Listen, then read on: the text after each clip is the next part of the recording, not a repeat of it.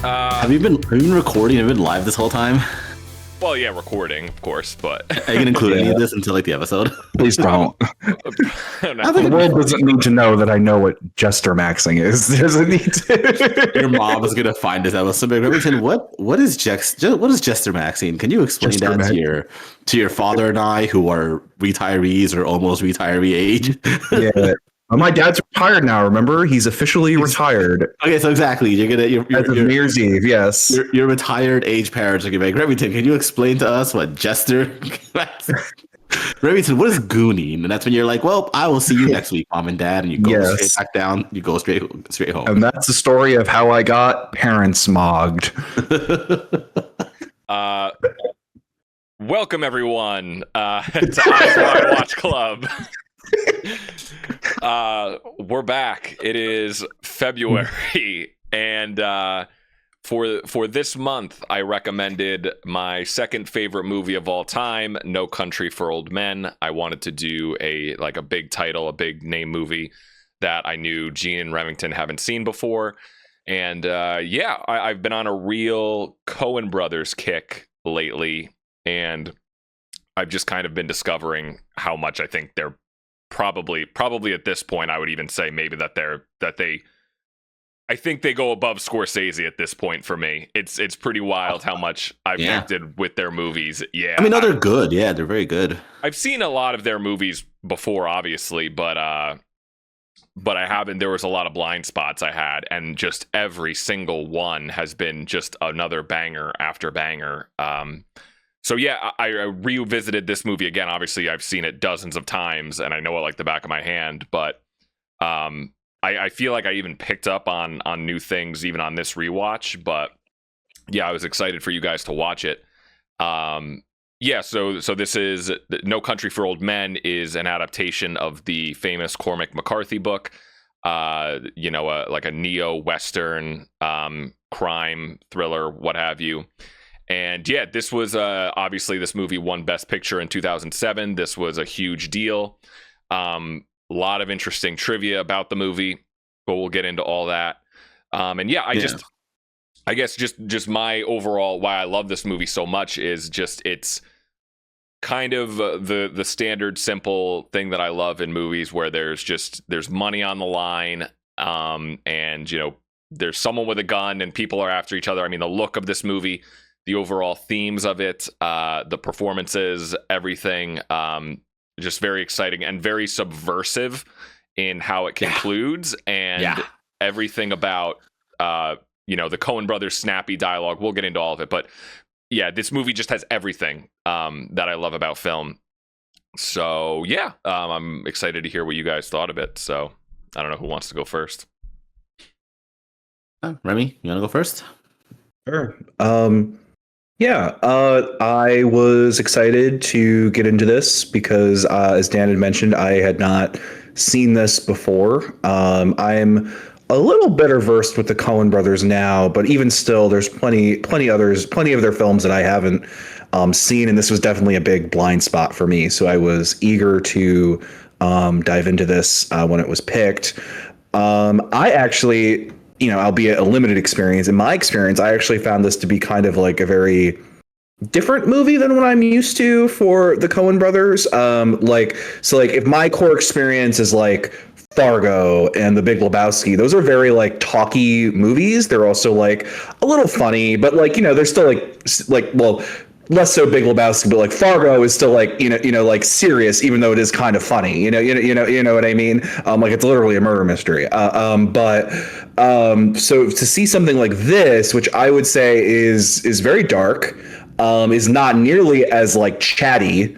Like there is dialogue, but it's like there are long takes where like nobody's really saying anything, and kind of like what you're getting out of it is like people's facial expressions, and what's being conveyed through the performance that way. Was like, at least for me in my limited experience, was kind of like a radical departure, at least from what I associated with them. So it was interesting to take a look at that and see what that meant on the screen. I really enjoyed the performances from the core cast. Particularly, Javier Bardem. I finally got to know, why the fuck does he look like that? Because like I looked at like images of this film, and I'm like, why does he look stupid? Like what is being done with this? And apparently he agreed himself because he hated that haircut. So it's really funny. That's also like he's cursed to always see this image because it's also one of his most famous roles. So yeah, no, I enjoyed this. I thought it was good. And I thought it was a very interesting take on the Western. That's definitely been something that we've like talked about a lot on this podcast, the Western genre. And so I'm excited to get into it with you boys about like how we think this fits into that whole story.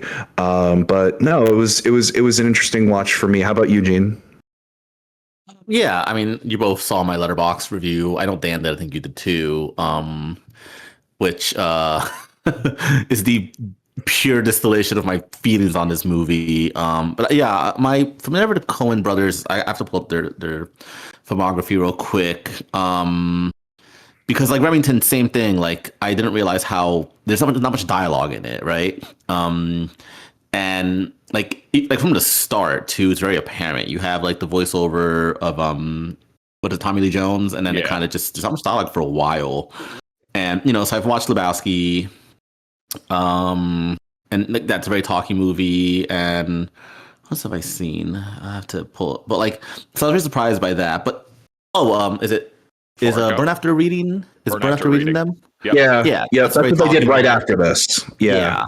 And that one's also a little more nihilist in a way. So I was a little like I was like, okay, yeah, like I've seen their nihilist movies, and Lebowski has like it's honest it looks like I wasn't surprised by that. So but the dialogue was like, oh, okay, there's not much talking in this, but when there's dialogue, like it hits. I very much enjoyed the dialogue. I was laughing at certain points. It's sharply written. Anyway, but yeah, same with Remington, where I've seen Javier Bardem pictures of him so many times as Anton, and I'm like, why does he look like that?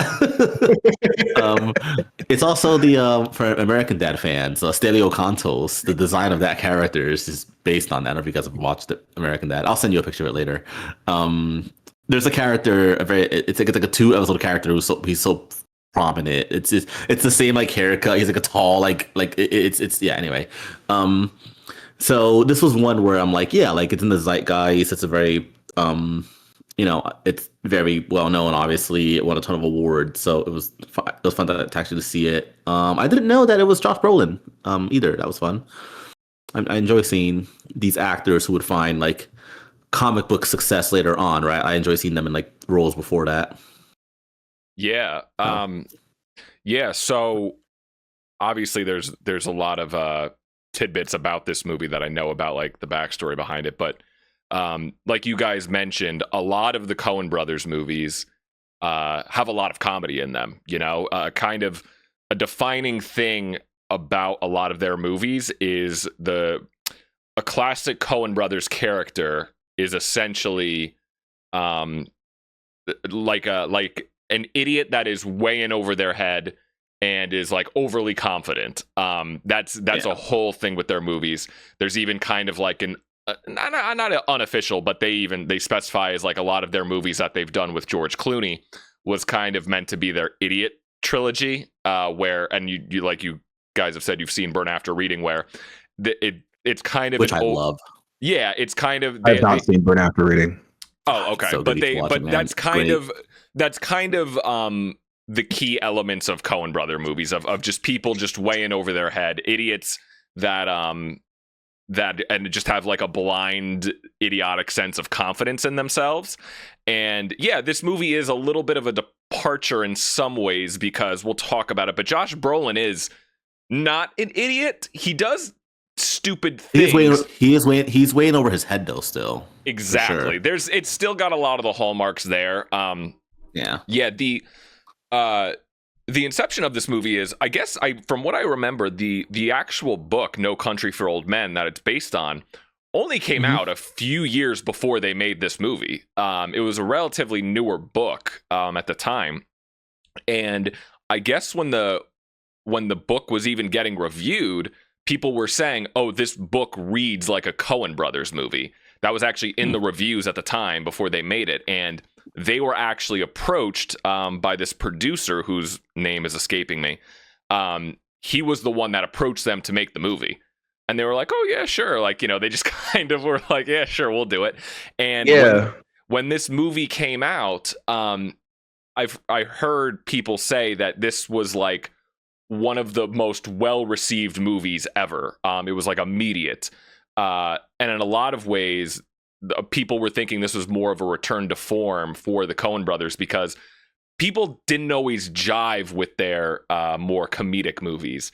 After Fargo and they did like The Big Lebowski, it was kind of like, oh, what are they doing? They're just fucking around with this kind of comedy and stuff, Lebowski wasn't as well received when it first came out. Like it's become a cult classic, but like I think box office it didn't do very well. Like critically, it was like decent, and it's just become like only in hindsight they're like kind of a strange movie if you think about it. Yeah, because it's a very strange movie. Because we grew up with it becoming a cult classic, so we don't see it in that way. But like if you think about it, it's just like a guy in a robe walking around with like a white Russian being like, "Well, I'm the dude and I'm Bull." Or the dude doesn't like it, man. For sure. It's the kind of movie that I feel like today would just kind of be like a streaming movie instead of a good it would be like an A24 movie and everyone would piss themselves, but only like 5 people would see it. And like everyone talking about it on Twitter, it would make no money. No, you're right. But exactly. Like, and when I watched it too, like I remember like thinking like, yeah, this is good, but I'm like, and I think like I knew it was like a acclaimed movie, but then I thinking like, there's no way this movie was like, I basically looked it up because I'm like, how is this so acclaimed? And I learned, oh no, it's acclaimed afterwards. Okay, that makes sense. It's a strange movie for sure. I mean, it's a great movie, but I get what you're saying. And when you kind of get into like their deeper cuts, Oh Brother, Where Art Thou? I want to watch that next, actually. What's the other? Hudsucker Proxy? They're all kind of have that. See that. The Hudsucker Proxy is one of my favorites of theirs. Oh my god, it is so co-written with Sam Raimi. Absolutely fantastic. But I saw you didn't like Barton Fink, and I actually liked Barton Fink when I saw it. I like Barton Fink. There's no. It's just I get why people think it's got a lot of memorable parts. It's kind of hard saying it's one of their weaker movies because again, I think their weaker movies are still fucking great. But what people consider their weaker movies, and I can see why people think Barton Fink is like their best. That is that like people have. I'm just like a slut for John Goodman, and that's like a really strong John Goodman performance. So I just really liked it. Yeah, I just saw it like at some point in like 2024 or early 2025 because it was an influence on The Substance, and so I was like looking at different things that were like an influence on the making of The Substance, and that was on the list, so I checked it out, and I liked it. I liked it a lot. We're getting sidetracked, but since we're talking about Coen Brothers movies, I was like, oh yeah, I do have a bone to pick with you about that one, don't I? But yeah, no. What other Coen Brothers movies have we seen? I mean, besides, you did the whole watch through, so Dan, that'd be a long answer for you. But what about you, Dean? I haven't seen. Okay, I'm looking. Lebowski. I haven't seen Fargo. I really want to watch Fargo. My brother loves Fargo. My brother loves it, so I do want to watch it. I haven't watched a lot. I have a lot. Honestly, not much. Yeah, I watched The Ballad of Buster Scruggs. I want to watch Llewyn Davis because I look like him. Llewyn Davis is so good. I also have an orange cat. But no, just country, Burn After Reading, Ballad of Buster Scruggs, Lebowski, and that's pretty much it. And I want Oh Brother because it's it's an Odyssey adaptation in a way, and I'm really curious how that's done. The cast is stacked. Like what a cast! Oh my god. Yeah. I saw True Grit when it came out in theaters because my parents were fans of the original 70s movie with John Wayne, and so I don't even know if they know who the Coen brothers are. They just like when they saw that there was a True Grit remake in 2010, they were like, "Oh, we have to see this." And so that was my first Coen Brothers movie, and it's actually I haven't seen it in a long time, but I remember it being not that bad actually. So I would say definitely check that out. But then I've seen Llewyn Davis, I've seen Fargo, Big Lebowski. We talked about Barton Fink, and now I've seen this, and that's it. So that like the big blind spots now for me are like, Oh Brother, Where Art Thou, Burn After Reading, Ballad of Buster Scruggs, Hail Caesar, like all of these more noteworthy ones. Oh, and all of their early stuff too, because like other than Barton Fink, like I haven't seen any like Raising Arizona or Blood Simple or Hudsucker Proxy. Those are all really big. Yeah, they're all just such bangers. Every one of them, even the ones that I think are weaker, are not as good. But yeah, no. So anyway, but getting back to the trilogy. What are the three that he did with? So, I'm gonna watch that now. So the Idiot trilogy is kind of weird because it's technically 4 movies. Because one came later. So it's Burn After Reading, Intolerable Cruelty, and Oh Brother, Where Art Thou? The 3 with Clooney, but then the third one was supposed to be Hail Caesar, but they ended up making it much later, and then like so they ended up doing another movie with George Clooney, and then like it's technically 4 movies. All of their movies with George Clooney are the Idiot quadrilogy, essentially. Yeah. But yeah, no, all of them just total bangers. I can see why some people have to, even I watch like The Lady Killers, and people are definitively say that The Lady Killers is their one movie that doesn't work or is like weak. And I watched it the other night and I was like, I kind of love this. Wait, so how do you feel about their like output? So why don't they work together anymore? It's like don't want to, or like what happened was they didn't have a falling out or anything. After they did the Ballad of Buster Scruggs, it was basically it was a lot on them. It was a lot on Ethan. yeah. And they're in like their 60s now, and making Westerns for them is just really hard. And it took a lot out of them. And he just said, I need a break. Joel, you keep going and doing what you're going to do. And he was developing movies he's married. Joel, I believe, is married to Frances McDormand. And they go off and go to do Macbeth. Yeah. And then I think what happened was COVID happened, and I think what ends up happening is the theory is that a lot of creators, like old man, like these creators, like kind of were thinking to themselves, "Oh my God, like, am I ever going to be able to make a movie again? Like, was this kind of it? Like, am I never gonna?" That's why, like, the theory is why you saw people like Scorsese and Costner and Coppola, all these guys making these big passion projects, was kind of this after effect of COVID, thinking, oh my God, I need to make like my passion project. So Ethan springs out after saying that he was like kind of cooked for a little bit and starts developing his lesbian trilogy. And which I defend. Okay, they're not great, but like I really like those 2 lesbian road movies. I think they're a lot of fun. They're actually not like the worst things in the world. It's just like oh man, the funny thing is you can clearly see the split of which each Coen brother brought to their projects. You can see that Ethan was the one that was just more funny and loved to fuck around. and you could see. Yeah. I mean, Honey Don't looks cool. I kind of want to watch it. The premise looks interesting. Yeah, it's good. Did you guys? Joel is the meal, Ethan is the seasoning, is the way they put it, basically. Exactly. And that's why people like Macbeth more, because you can still have a meal without seasoning, but you can't really eat seasoning without the meal. That's a perfect way to put it. Us brown folk will. Us brown. Are you just like chugging pepper? Are you just like? No, but us brown folk aren't gonna have some unseasoned chicken either, Remington. First, but you can still eat the chicken. Is the point? You can't just like take cloves and eat that. That's like disgusting. You would get sick. It is. So we see the opening scene. We get the introduction of Anton Chigurh, where he just brutally murders that cop, comes right up behind him, terrifying as hell, establishes that he's just this evil guy, sociopathic killer. And then we get so that's like the cold open with the Tommy Lee Jones voiceover talking about how when his father was a cop and his grandfather and the old timers, and about like how they never even used to carry guns. Just very foreboding stuff. And then we get the whole intro sequence with Josh Brolin.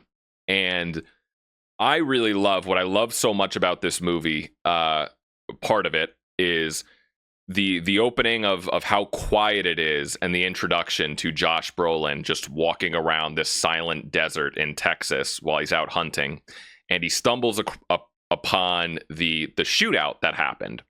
And I love that in movies. I think that's such a cool thing when you come up on the aftermath of like some scene that already happened, and you just have it up to the imagination of what actually happened. This shootout with some cartel drug leaders that you don't know. That was also something that I thought about when we watched El Topo, when he comes into the town, and it's just the aftermath. I thought a lot about El Topo, or I thought about a lot about No Country when we were watching El Topo in that scene. And yeah, he just comes up, just the famous iconic of opening up the door, finding the guy like, I ain't got no agua. And yeah, and then that is kind of the whole crux of the thing. And then realizing that, oh, where's the last man standing, finding the cash, and all of this is done with like little to no dialogue. And then he like steals the guy's pistol and takes the bag of money, and just the most perfect line reading in the world when he like Josh Brolin in this movie, he's kind of having like this inner dialogue with himself. Just the finding the bag of cash, opening it up, seeing it's like $2 million worth of cash, just kind of looks at it, and he looks up at the sky, and he just goes, yeah. Like, of course, like just this inner dialogue he has of like, of course this is just a big bag of money, you know, just of course, like kind of riffing on like this Western, like, yeah, of course this is what's happening. Just assessing the situation. But I won't say, Dan, it's a fistful of dollars. Yeah, and it's just, but it tells the whole. But it communicates all of that with just that one line and that look on his face, and just of what he's about to get himself into. But yeah, I don't know if you guys had any thoughts on that. I just want to say that I really loved that Tommy Lee Jones monologue. I think it is probably the best I've ever seen him be in, and I've seen him in quite a few things. He was one of my favorite actors growing up, of like the older generation. And like, yeah, he's pretty good in his normal like drill sergeant routine, which is kind of like the type that he's usually cast in. But to see that and kind of not really subvert it, but like put like a different spin on it, right? Like he's using he's using like a more defined accent than he normally have, and yeah, it's like an aged version of that character, you know, who's seen it all and done it all, and he's getting tired, and he doesn't know if he's not sure he wants to slow down, but he also doesn't know if he has what it takes for the new challenges that are coming up ahead. And so I just really like that monologue, because it marries like just a very strong delivery and performance from Tommy Lee Jones with just like very good Cormac McCarthy style writing. And it's just like it's a very good union. If you ask me, as someone who's like read most of Blood Meridian, I'm still toiling my way through Blood Meridian, but yeah, it's good. It's good stuff. Yeah, it's apparently this they were very faithful to the book. Apparently, a lot of his dialogue is right out of the book. There's, I think, some backstory that is kind of cut out with Josh Brolin's character.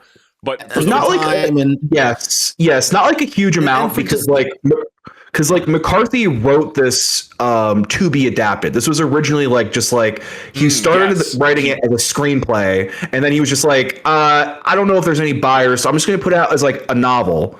Like a novella, and then just like whoever wants the rights, like I'll deal with them. Because like the big thing with McCarthy's career is that his books have always been super acclaimed, but they've always been deemed as like unadaptable because they're just so long and complex usually that like, you know, most Hollywood producers are just not going to know where to start with it and how to market it and how to put it into something that's like digestible for the public when they go and see it. And so the fact that there was something that was like tailor made is why this was like the first one to kind of like breach those gates, and this was like made with a movie in mind, you know. And so like, yeah, there is a little bit of backstory to the sheriff about why he feels the way he does about certain things, but it's like not super big into the events of the book, and the events of the book are very like A, B, C, D, E. It's all just like things are happening. I'm giving you a boilerplate story, and then whoever buys the rights can do what the hell they want with it. It is kind of like the way it was designed, essentially. And we can talk about like maybe what's interesting about how the Coens chose to go about that with the way that this story is structured. Yeah, because Dan, my friend, who's a huge Coen Brothers fan as well, he's read the book, and I asked him one of my questions was because I love and was also very it sticks with me how fast forward a little bit how Lewin dies. You just don't see it. It's just like cut to afterwards. So I asked my buddy like, oh, like does the book portray? And he's like, yeah, the book fully shows you what happens. And I'm like, okay, yeah, that sounds about right for a book. And so I love the choice the Coens make in this to just not even show you because fuck you, that's why. And it's powerful. We'll talk about that later for sure. But like, yeah, as Remington said, like you guys, like it's very faithful, but there are some choices the Coen brothers make, which I do like because they're very Coen brothers choices. Yeah. The whole subversiveness of the movie when it comes to the end is that it's so tense and so like just this cat and mouse chase between these three parties, and you're waiting for like the movie is teasing a showdown that they're all gonna meet, and it's gonna be like some Western good, the bad, and the ugly showdown. But they never meet. None of them ever meet. Like they briefly shoot at each other, Brolin and Chigurh. But yeah, they never actually like really interact with each other that much the entire movie. The way that all of the characters wrap up is super subversive, and in an unsatisfying, satisfying way, if that makes sense. Yeah. So I definitely want to talk about. But I don't know. Were you trying to just hit the beats of the movie real quick? Well, like, let's go through. Or? I was going to try to just go through the characters. I thought that, and then we can go through like the bigger overall thing. Sure. But yeah, with Brolin, that's just what I loved about. And then like the whole real inciting incident of the movie is, and this is going to be going into the themes of it, but he chooses to go back to give the guy water. I forget what the hell he says when he's laying in bed. He says something again to himself like oh, of course, like, or just God damn it, or like he knows, oh, I have to go back and I just got to give this guy water or help this guy. And it's that one decision that is selfless that throws him into this whole thing. Because in theory, we don't know, but we could assume that if he just took the money and left, in theory, no one would have been able to track him down, like, or know who he was, or it's because he chose to go back was that put this whole plot in motion, you know? There was still the transponder in the case, like that still would have. Or they could have maybe figured it out that way, but the fact that he went back, they had like an exchange, they like exchanged gunfire, and then also the fact that he had to like abandon his vehicle when he was like fleeing them, it was just like, oh, very clearly going to be able to find you now. But yeah, no, it is interesting to think about. Honestly, like to circle a little bit back to what you were saying before. Yeah, he's not Brolin. His character. He's not an idiot, but he is very reckless. And I actually spent most of my time in the movie being very angry with him, just like on behalf of his wife, because I was just like, this is the thing that like shitty men do all the fucking time. I was just like getting like so mad about it, actually. But it is interesting that he's not just a doofus, right? He does think about things, and you're right. Actually, like both of those moments, like the one that you're mentioning, and then like the callback to that when he's like in the hotel room and he just like wakes up suddenly, he's just like, there just can't be a way, and then he just starts like looking for the transponder, basically like looking for the tracking device. Like I thought those were so good, like just a really fun little bit of acting from Brolin. Yeah, like I said, he's by himself most of the time, and he's like having this like inner monologue with himself, like just saying like, "Oh, come on," like these just brief little lines, and that is true. That is one of the things where he's not an idiot. He clearly has military experience. He knows he's smart about a lot of things, but he does make some really fatal flaws. Like, dude, you didn't look in the bag. You didn't like examine the entire bag. You know, you didn't. But so right, there are some things that really just kind of seal his fate. But so yeah, I'm trying to think what else, but then then we could just we'll go to or just I guess a little casting history. They did not really like Brolin at first for this. They were doing casting. I think Bardem was pretty or Tommy Lee Jones might have been the Bardem there was also like a second choice for him. I don't know if you definitely. Yeah, because Bardem wasn't sure that he could commit with his schedule. Yeah. And so they had another actor, I forget who, on standby. I think it was some British guy. I don't remember. But they had that guy on standby basically until like the week of shooting. And then Bardem was able to like lock in. They're like, oh, sorry. But they like literally were prepared to like fly this guy out. Yeah. Bardem was not like. Yeah, for like a while, like during like pre-production, it was like, it might be this guy. Give me a second. Well, this Mark Strong, Remington. Mark Strong, yes. Yeah, he was literally, as you say, he was literally on standby. But because of scheduling, and I didn't read that it was like the week of, but it was like down to the wire. Well, with and with the case of Brolin, they wanted Heath Ledger. Yes, but your boy Tarantino, I guess, vouched for Brolin. And I believe because it was Heath Ledger turned it down. Okay, because of his kid was just born, and he wanted to spend time with his kid, with his daughter. And then arguably, if he would have done this movie, I don't know if he would have been able to have done The Dark Knight. So I mean, history really shook out. Oh no, he wouldn't have, because they're both 2008 releases. They would have shot around this time. Yeah. Well, No Country was 2007, but like, it was around, who knows if he would have committed to another movie so quickly, but yeah, so. That's actually kind of crazy. Yeah, well, he might still be alive too. When they kind of had Tommy Lee Jones and Javier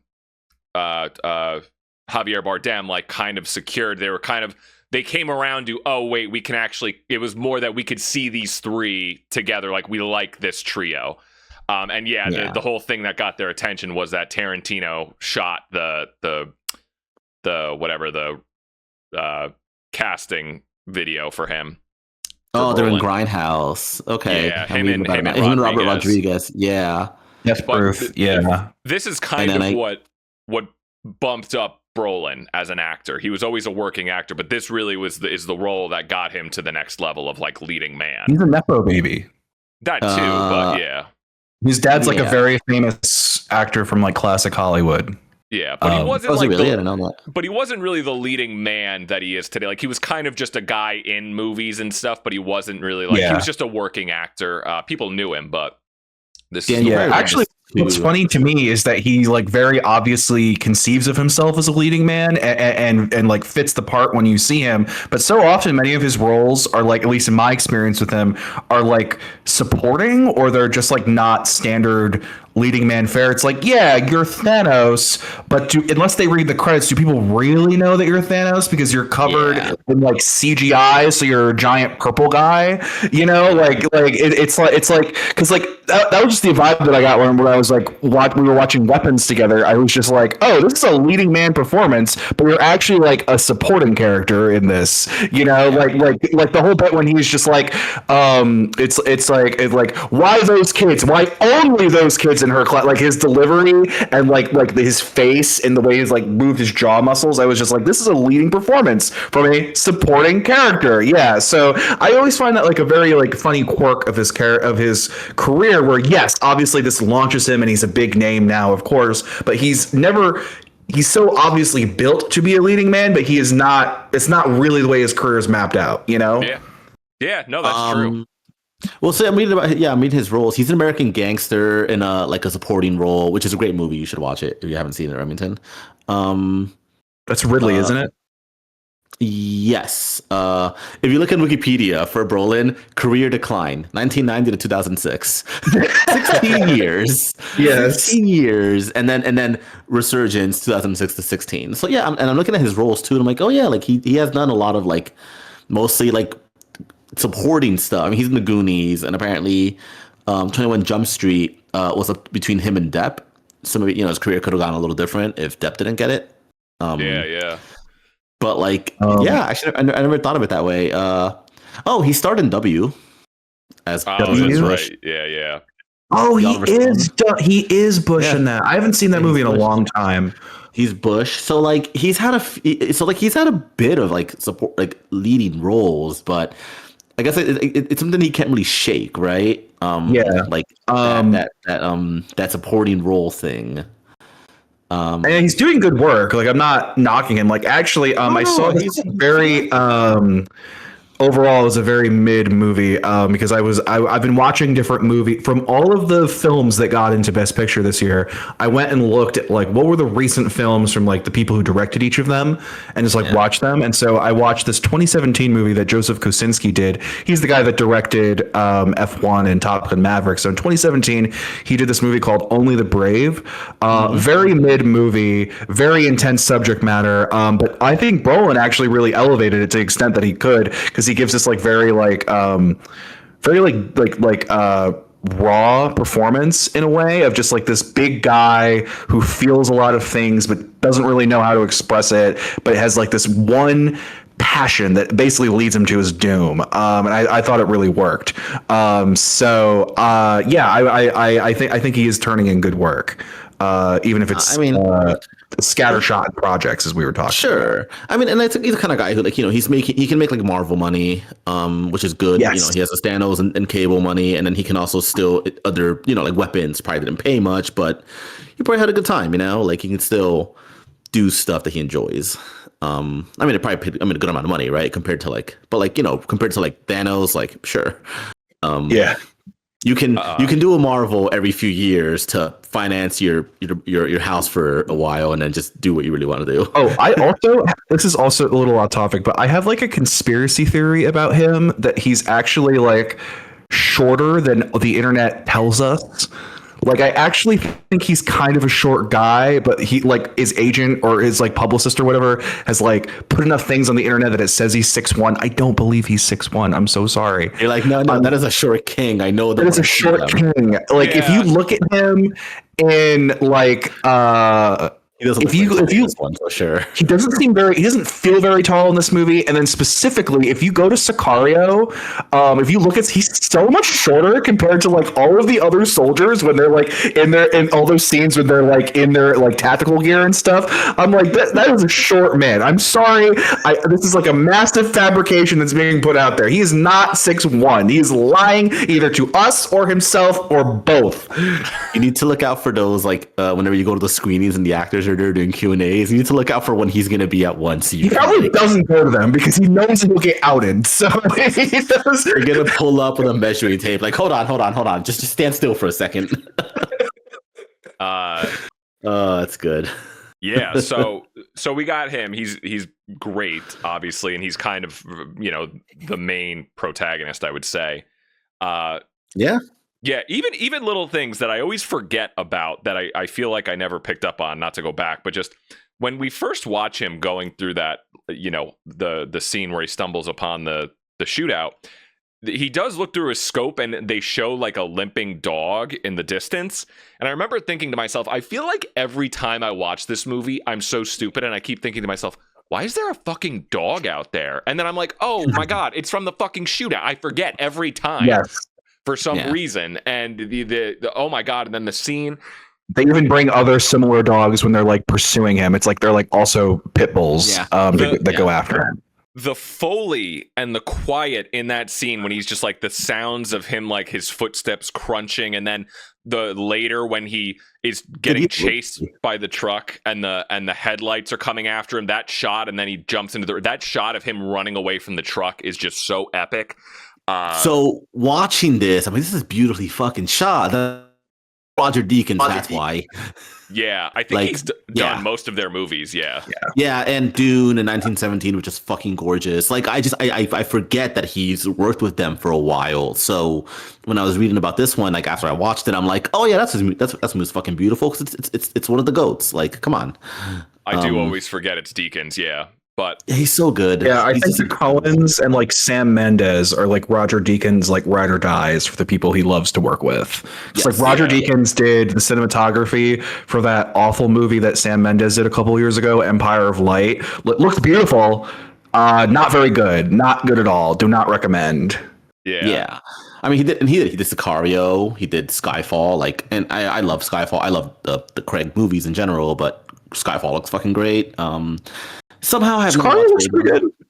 There's some good shots in Sicario. I've never watched Blade Runner 2049, which I really need to. That's a gorgeous movie. Also very good on its own merit. I see of it, I'm like, oh, this, and like I love Blade Runner, so I just need to watch it. Oh, so you would love it, dude. No, it's not like a cheap like legacy sequel it's cash movie. Like it's actually like a good movie, and it actually like builds on the original film in a really good way. And Harrison Ford is really good in that movie, as is Ryan Gosling.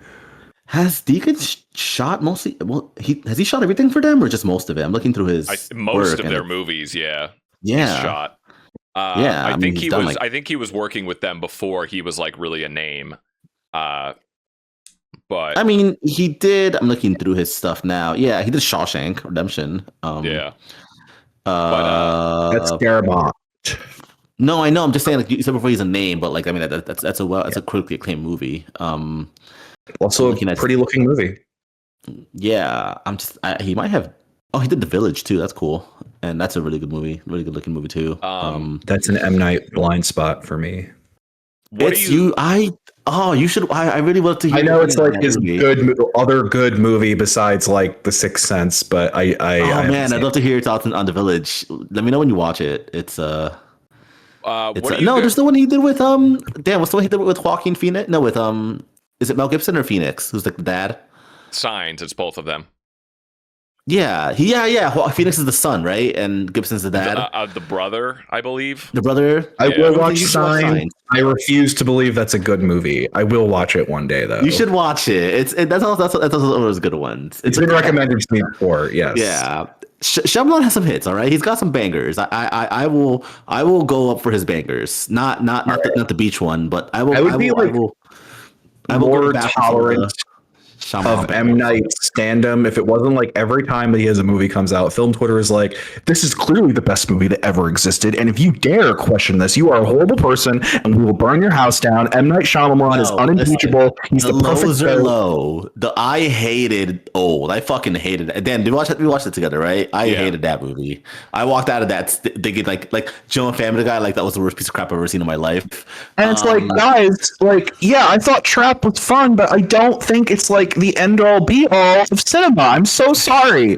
I'm so sorry. And I'm sorry. I'm going to say it right here. Here's my hot take, guys. We're going to get canceled. Knock at the Cabin is a homophobic movie, okay? It just is. It's about the elimination of a gay couple. That's what it's about.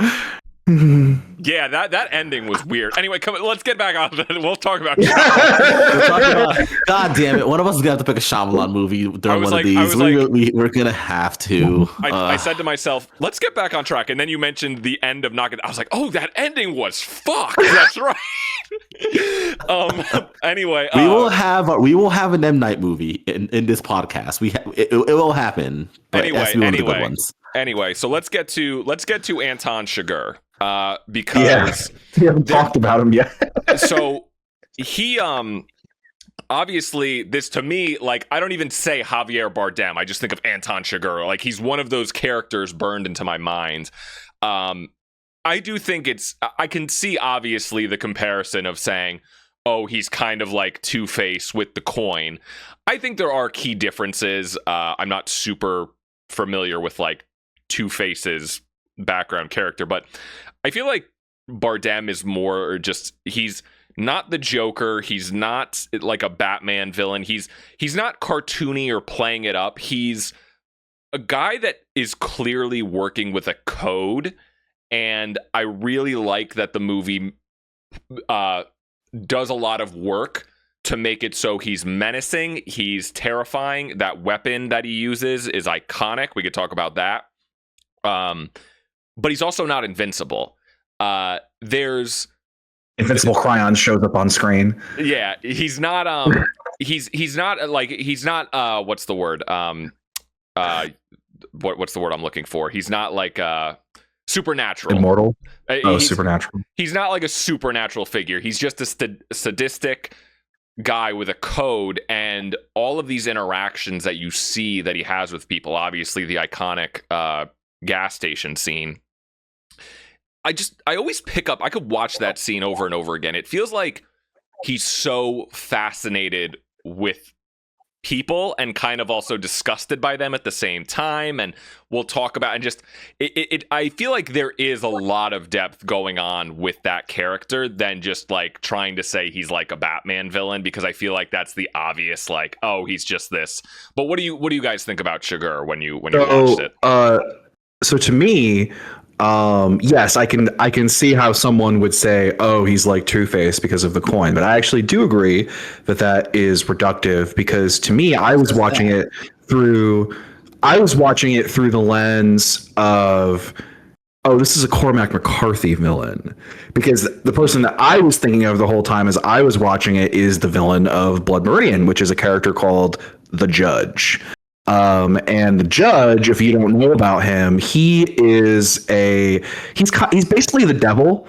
It obviously doesn't say that he's the devil, but he is essentially the devil in human form. He is this gentleman that they that is found in the desert. He has pale skin. He is completely hairless. He dresses up in like a white suit, and he presents himself as a gentleman and calls himself the Judge, but no one has any knowledge of him ever being serving as a magistrate in anywhere. And he's gifted with like the power of rhetoric, which he uses to persuade people to do horrible, depraved acts of violence. How's his violin skills?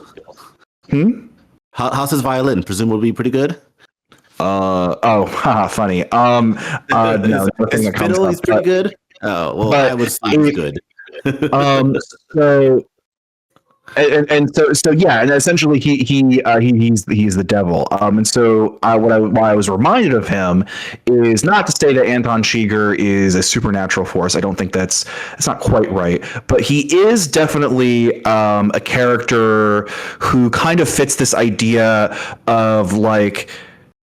So the whole movie is kind of like depicting this like transition in the country, right? Because we open up with this monologue from Tommy Lee Jones, who is describing how like, oh yeah, it was like this with the old sheriffs, and now it's kind of like this. Like they didn't really carry a gun, but now carrying a gun is more and more common. And so the movie is kind of like portraying a transition in the Western United States of like this old, maybe mythical idea of the Old West to what the modern West is now, with our cars, our highways, our big high capacity round shootouts, the war on drugs, illegal immigration, etc. Remington, it's kind of funny that you mentioned that too, because like our ideas of the Old West are like, you know, cowboys with their pistols and gunfights, Yes, right? It's yes, turned and I think into I think something there is big. something to be said about that, but that's a little ancillary to the point I'm making right now. I'm saying like it's kind of turned on his head. Uh, So that was cool. yes, Yeah. so it's depicting this transition, and so with Anton Chigurh, we have someone who is firmly of whatever this new thing that is coming, this thing that is so scary that Tommy Lee Jones doesn't know if he can continue with his job or not. And in fact, the closest he gets to confronting it in the form of Anton Chigurh, he's like, time to retire. Can't I'm not even gonna like poke this any further. Time to retire. It's done. So in this way, he kind of represents like this pure evil, which is what the judge is, who is routinely playing with characters and probing at characters, and the judge does not offer a direct choice like maybe Anton Chigurh would, like oh, the best I can do is flip a coin. But definitely it is kind of like this idea of like putting things off onto others, even though you yourself are the direct driver of this, right? Like Chigurh is like, oh, if you flip a coin, maybe you'll get out of it. It's like, you don't have to kill. That's what the wife is like. You don't have to kill me. You want to kill me, and the judge is kind of just like, because he's the devil. He's making mankind do all these things. But that's kind of what's happening. So to me, this is a Cormac McCarthy villain, and I could see that very clear. Yeah, and like I said, the movie does go out of its way to basically not make him like the Terminator, make him like so he can get hurt, he can get shot, he's not invincible, which is I think is a very wise choice. But at the same time, while I don't think he's supernatural, yeah, you're right. He kind of does represent like, is this guy the personification of like death? And that's kind of part of what you were also going into with Tommy Lee Jones, and he's killing people that he doesn't need to kill, in this movie, and that don't even help him in any way. It's just this weird just obsession with like as they're trying to track him down, they're seeing all this carnage of like what he doesn't even, there's no motivation. Like, why is he killing these certain people? He just is the metaphorical Grim Reaper, and the Grim Reaper is 20th century modernity. That, of course, is metastasizing into 21st century neoliberalism. Like that is what it is, right? It's like, oh, a whole global economy propped up by violent drug trade, and who's here to fix the mess? The nameless, well, not nameless, but the like mysterious, highly dangerous, cannot be swayed from his course assassin, here to eliminate all in his path. No, he doesn't feel bad about it. No, he doesn't think twice about it. All he can offer you is a coin toss. Yeah, he's so that's what just it really I love that's kind of the whole thing of Tommy Lee Jones, like this evil that like you, and more to your point of more broadly, but yeah, just I can't even conceive of this world anymore, of what has become of it, and this type of evil. And they do go out of their way, like, as well, Chigurh he's kind of like racially ambiguous, like they make his skin very pale, his look is intentional, like where it takes place in the 80s, but he looks like a guy that stepped out of a portal, with that haircut and that weird. So everything about him is just it feels like this is a guy that is out of time, or just yes, But he's pale and hairless and huge, right? Gene, what about you? What was your reaction to Chigurh? So like his introduction is all you need to know about this character, right? Like he's clever, he's very smart. That's one thing too. Like that's like not only he's huge, right? And like I feel like normally he'd be like, oh, all you have is your strength, your brute strength. Like no, he's also very clever. He's very smart. And I like that. So that first introduction shows him like he knows how to get out. Like he's arrested, but he knows how to get out of it immediately. And then he brutally kills the sheriff, or like he like starts to cut into his neck with how much force he's putting, and like the face. I don't even know, like the face he's making is like pure pleasure from it. He loves it, and it's like, oh, like this is an introduction, right? And also he but then the whole time he says he's calm, he's calculated. And then when he steals that car, he like tells the guy, he's like stand still for a moment, and he just kills him like nothing. And like he doesn't get angry. He's not emotional. He's just kind of like calm, collected every time he's doing something.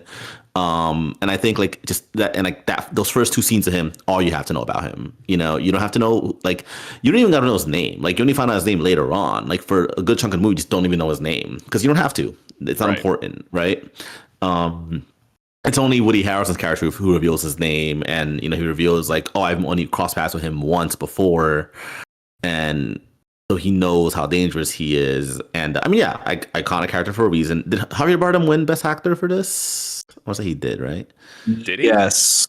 I want to say he did win an Oscar. I can see why. Like it's iconic character.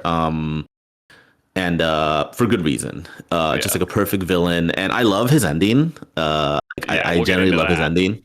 For a lot of reasons. But yeah, I mean, I don't know what else has to be said about it. Yeah, there's the scene. I remember the first time I watched this movie. I think I watched this movie like way before I was into movies, and for the first time, and I remember always thinking, I would think about this movie and think, why the fuck did he have what was up with the cattle prog thing? I always remember thinking, what was that about? And then I'm like, oh, wait a minute. Messy. It's clean. Yeah, number one, yeah, it can act as like it's like a silencer. Like it doesn't make noise like as loud. It's not nearly as loud as a gun. You can break into buildings easily. Yeah. And there's the whole kind of symbolic element of it when Tommy Lee Jones even says in one line in the movie later on, where he says like, he explains what a cattle or whatever it is, like it's to kill cattle, and just kind of symbolic of it's how he views people as just like cattle, Yeah. I think I what's so great about so many of the scenes when he interacts with people in the movie that he comes into contact with, obviously the gas station scene, which is the most iconic. I love when he is talking to that guy. And I can't compliment enough. I've been saying this in a lot of my Letterboxd reviews of their movies. All of their side character actors are so perfectly cast. That guy in the gas station, that old man, that looking, where they find these people he's in Killers of the Flower Moon, but where they find these actors are just insane how like perfect they look for these types of movies. But there's when he's talking to that guy in the store, he almost seems Chigurh like fascinated with him, like, but also kind of disgusted at the same time. You married into this, didn't you? Just kind of stripping this guy down, and but just almost playing with his food, but also kind of like really wanting to like examine this guy, like almost like Chigurh's like an alien, and just interested in like the people's motivations and how they function in everyday life. And he just almost like he doesn't understand, and he's like disgusted but also kind of interested in them. We'll get into what he says to Woody Harrelson at the end of the movie, but yeah, so sorry, I just went on a huge rant, but yeah, so that's no, you're good. That's Chigurh. Tommy Lee Jones, perfect. Like you said, Remington, it's weird because you're normally seeing him as like a sergeant, like barking orders or something, and he's so perfect for this role because I believe he actually is from this area of Texas. So he like, oh wow, actually like, is he? I don't know. I think so. I think he actually is like this kind of guy, but it's perfect casting because it's like you want him to be like a guy that has seen it all, that can like is a tough guy, but like he has a lot of just from Texas. More empathy. Like he's waned on, like it's the world is waned on him, so he's like gotten softer and he's much more sympathetic and but yeah, I don't know. There's the scene where Chigurh goes into the trailer and pours himself a glass of milk and just sits on the couch and just stares at the TV. I don't even think he takes a sip of the milk. But and then what do we think of this like recurring motif of like staring at our reflections or like unclear reflections and like glass and metal that like happens all throughout the movie? I know the TV shot, but what else? Is there more?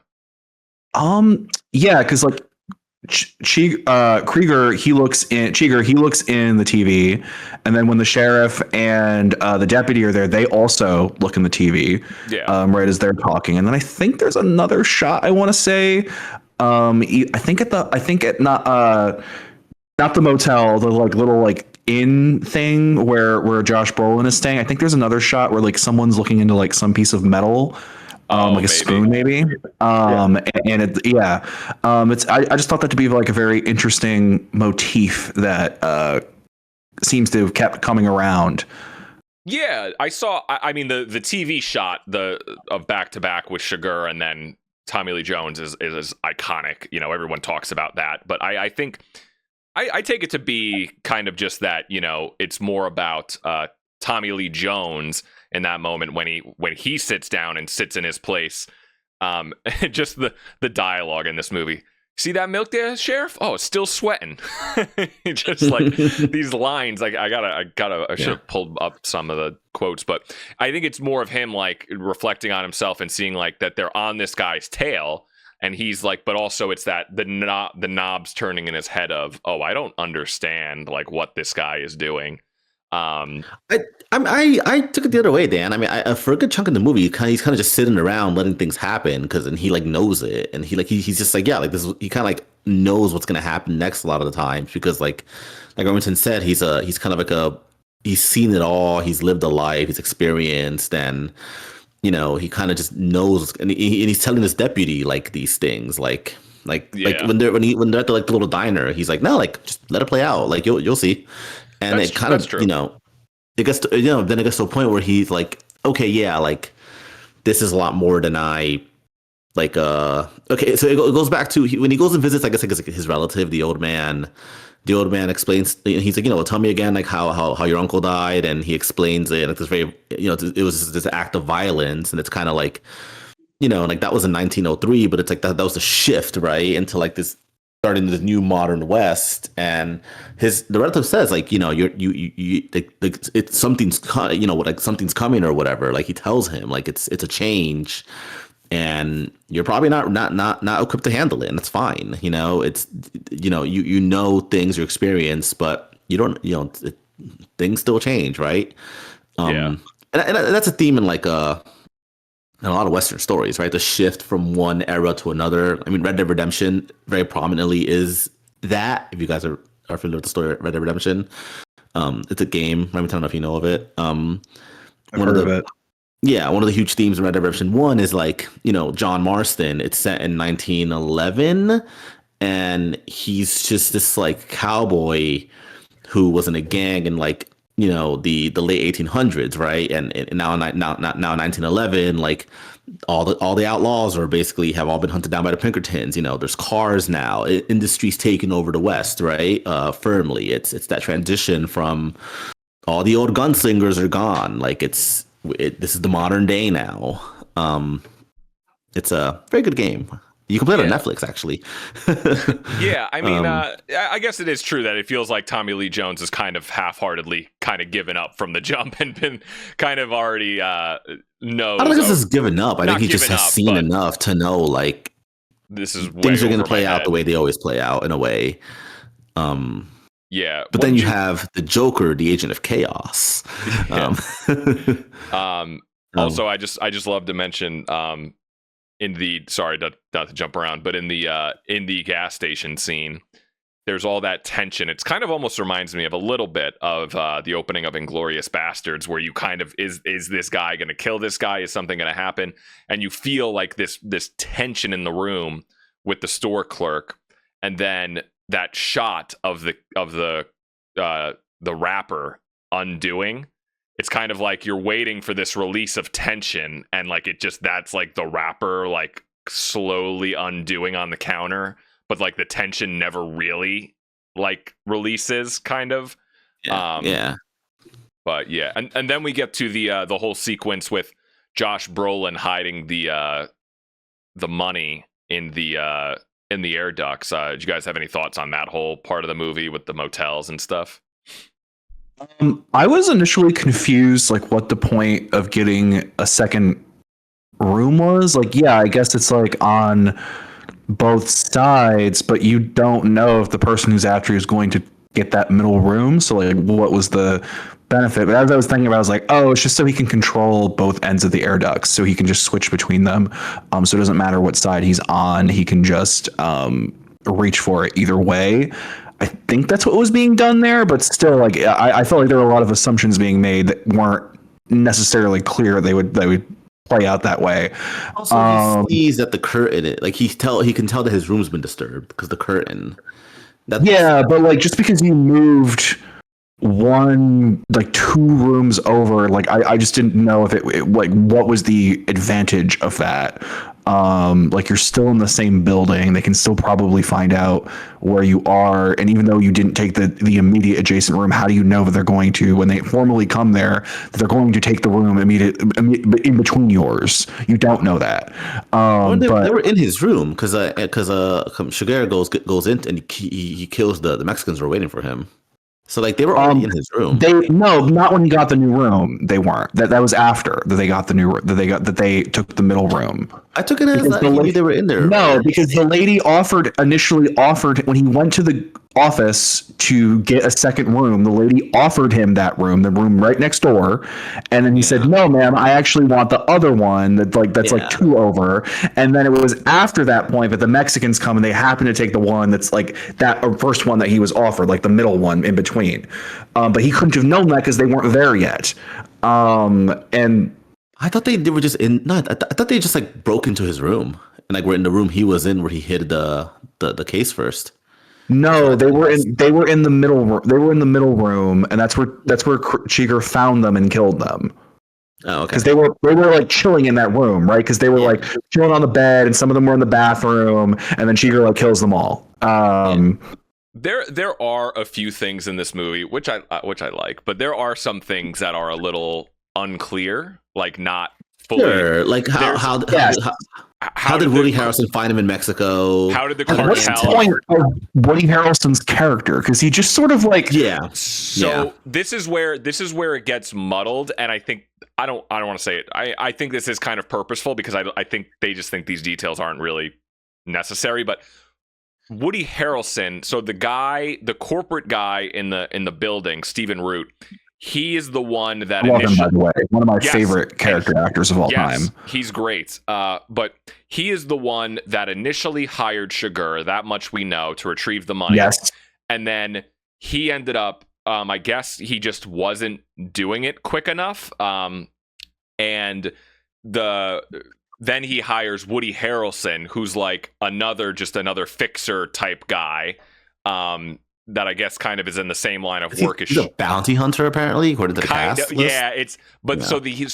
hires Woody Harrelson after that to be like, okay, no, now you go get the money, and that's what pisses off Anton Chigurh.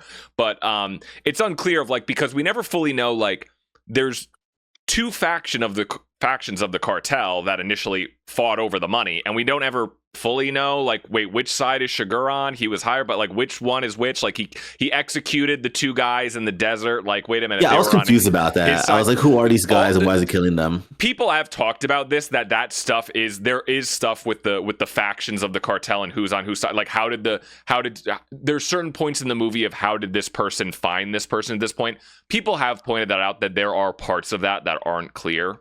But I think all the necessary stuff is there.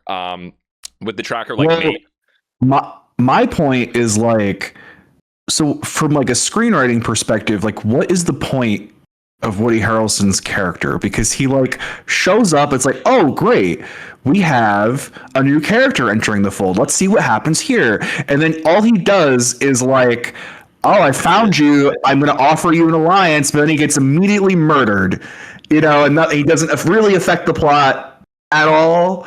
Like the information that he imparts to Brolin, he could have like came upon elsewheres, or he just we immediately could have jumped to a new confrontation with Chigurh, because we already know that Chigurh is on his tail.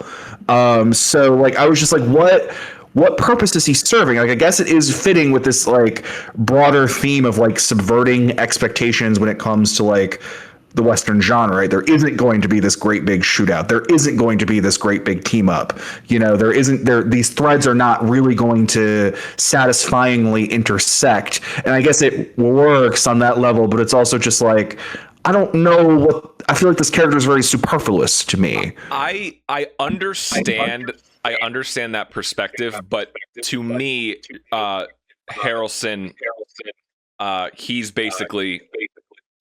I'm getting feedback on someone. Is it me? Yeah, I think so. I can hear myself.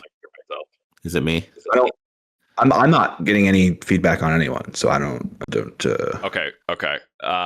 Wait a minute. I can hear myself. Yeah. Hold on. Someone. I don't know who it is. Hold on, I'm gonna unplug my mic and plug it back. Sorry. Yeah. It might actually come up in the audio. I don't know. Is that better? Let me see. Can I hear myself? Yes, that's fine. Okay, it's fine now. Sorry. But anyway, I understand what you mean when it feels like that. Yeah, it feels like, why is Woody Harrelson being introduced and why is he so late in the movie? I do think he does serve I think he serves, if anything, Sugar and Brolin's characters. I do think that scene where he meets Brolin and kind of gives him a little bit of exposition as to who Sugar is maybe not necessary, but I think it serves the story. And if anything, he acts as a good piece of fodder for Sugar's character when they're sitting in the hotel room, and that iconic line, or at least to me, iconic line of when Sugar is talking to him, and Woody Harrelson basically knows he's done for. And, when he kind of sits there and talks to him, and Sugar just says, if that whole line of, if the rule you followed led you here, then what good was the rule? This questioning of morality, that's his whole deal, of very much questioning what is your morality? If this is where your code brought you, because he has a code too, but he's just thinking he's almost pitying him in this moment. But so yeah, I really I appreciate his inclusion in the movie, and I just think he's perfect for it. His lines, and Harrelson himself is kind of almost a little bit more of playing he's a little overconfident, which is, I feel like a Coen Brothers thing too. He's kind of filling. That's also a Woody Harrelson thing. These are the types of characters that he plays in other things, He gives a nice little bit of explanation of to exactly who Sugar is, just enough. I love when he sits down with Stephen Root and he goes, or something, and he goes how dangerous is this guy, or something. He goes, compared to what? The bubonic plague. It's so good. It's so good, all of it. And Harrelson's just eating it up. And to us, in watching it today, you see Woody Harrelson in this movie and you go, oh yeah, of course that makes sense. Him in a cowboy hat is perfect casting. But at the time, it was seen as, oh, the Coen brothers are working with Woody Harrelson. It was seen as a weird choice, not negative, but people were like, oh, Woody Harrelson, interesting, because his career at that time was in a little bit of a weirder place. So it was a little bit of a question mark, because especially they work with a lot of the same actors. And yeah, I think true. All of these three guys they've never worked with before, any of them. So it was all very new, all of these cast members. But watching it now, you're like, oh, of course Woody Harrelson's in this movie, Yeah, well, it's funny you say that, because I actually feel like there's a lot of connective tissue between the performance that Harrelson is giving in this and the performance that he gives in Confessions of a Dangerous Mind, which is one of those Charlie Kaufman movies that I watched that was George Clooney's directorial feature debut. And yeah, it's a similar kind of character. That's a movie where it's about this. It's based on a real story, real as far as we know. We don't know the veracity, but a real life person claimed that this is true, basically. Where a very famous, I forget his name. He was a famous game show host in the 70s, and he claimed that for decades he was actually secretly working for the CIA as an assassin. And so the movie is an adaptation of his memoir where he was claiming all this. We have no for verification of any of this. As he could have just made the whole thing up, but like that's like the story that's being told, and Harrelson kind of like plays this like very like nihilistic person who is kind of in it for a personal gain, but maybe there's something a little more as life goes on and we discover more things. So like I see a lot of continuity there, but I also don't know if that was like a super successful movie. So I can understand maybe why like mainstream industry rags are kind of like, what are you doing by casting him? Because like you say, the Coen brothers do normally have like a pretty set stable of who they work with, but that was just something that came to my mind. Oh, interesting. Yeah. No, so that's Harrelson's character, Carson. Hello, Carson. And then we get all the sequences where Brolin goes into Mexico. We get the reveal when he tries to come back into the country that he was a Vietnam vet. Also in this part, we also get the part where Chigurh blows up the fucking car in front of the pharmacy to get the meds, which is so epic. Awesome. And that's part of the whole thing of, you didn't really need to do that, or like, I don't know, but I guess he kind of did because he was going back into the pharmacy. But yeah, there's just so many great scenes. And then there's I'm sorry, again, I'm skipping around a lot, but then there's the scene where he goes into the head of the trailer park, and there's that like plump woman sitting at the desk that is just so perfect. She looks so perfect for this world. And he's like, I'm looking for Llewellyn Moss, and she's like, I can't tell you where he is or like where he works or blah, blah, blah, blah, blah. And he does every day at my job. I can't disclose that information. I can't disclose the information. And it's funny. And he doesn't kill her. Like, he could have just killed her, but he didn't. I saw someone write about this, or I saw a post about this. Someone pointed this out, that it's funny that she is kind of the only one in the movie that she like stands up to him and kind of tells him to fuck off. And he almost kind of get a picture of that. Oh, wait. Did I get it? Hold on. You froze, and you froze like the most perfect way. And God damn, so we don't really know what you were saying because you froze, so we don't know what your full thought was. Anyway, I read a post that there was basically that woman in that scene. It's funny how he doesn't kill her, and she's kind of the only person in the movie that stands up to him and kind of tells him to fuck off. And there's like this weird, like, he easily could have killed her and gotten the information, or threatened her or gotten the information out of her, but he just chose not. It goes back to like, he has this weird code. It's almost like he respected her for. Also, I wonder in that scene if it had to do with, because you notice like, she says that, and there's like an awkward pause. Yeah, the flushing toilet. I was like, does that have anything? I mean, he's like single-handedly killed a bunch of people before, like when he dispatched the cartel guys. But I'm like, is that an element that like there could be a potential witness to this, or like a second person there? Like it's an interesting dynamic. I do kind of. I know I see that every time. I kind of wish the toilet flushing wasn't in there, because yes, you could take it that way, but I think I don't know, in my head canon, it's more that like, no, not that he was not willing to do it, but yes, you're right. There is that beat of the toilet flushing that indicates, oh, there's someone else in there with her. But that goes to what we're saying with the movie. There's like these interesting little ambiguities, and we're kind of like left to tease them out on our own as we go through. And I do think a lot of that, as I was saying before, that's like structural. That's kind of like the way that McCarthy wrote it in the original book. But yeah, I wonder like because you said before that this was kind of like a quote unquote return to form for the Coen brothers, that like their previous ventures post Fargo had been like not very well received, and so they're like returning to like a big prestige project. I wonder if they were intentionally trying to like sit with a lot of these ambiguities and not have it more spelled out in different ways to I don't know, create intrigue or something. What do you guys think about that? I know that they always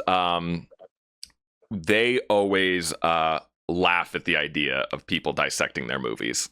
They always will say apparently they're notoriously like the worst interviews of all time because they never give you anything, but all they always will just say I've seen their interviews and it's so funny because you think of, oh my god, the Coen brothers, and then it's just like, oh, they're just these two like nerdy like Jews. Just Jester Maxing.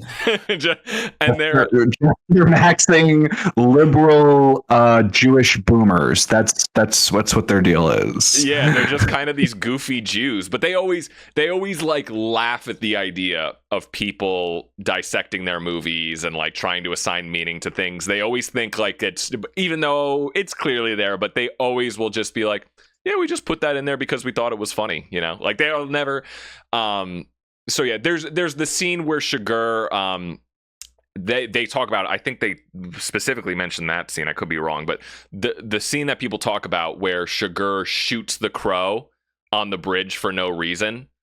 He misses. Yeah, yes. like he just takes a pot shot at that crow, and everyone always analyzes that scene like crazy. Of like, oh, is the crow the devil and he's just death shooter? Like there's like all, and they always laugh at that stuff. They think it's stupid. No, man, it was funny. But like this is what people always do with their movies, because it is so like substantively dense. But I don't know if that answered your question, but Does it? No, I think it does, because I think it suggests to me that they, I mean, when you're writing something when you're writing, because writing is like a very like subjective process, and also like interpreting writing is a very subjective process. You know, there is an element of the unconscious and the subconscious to it. It's not just like what you were actively thinking about in your head when you were writing something.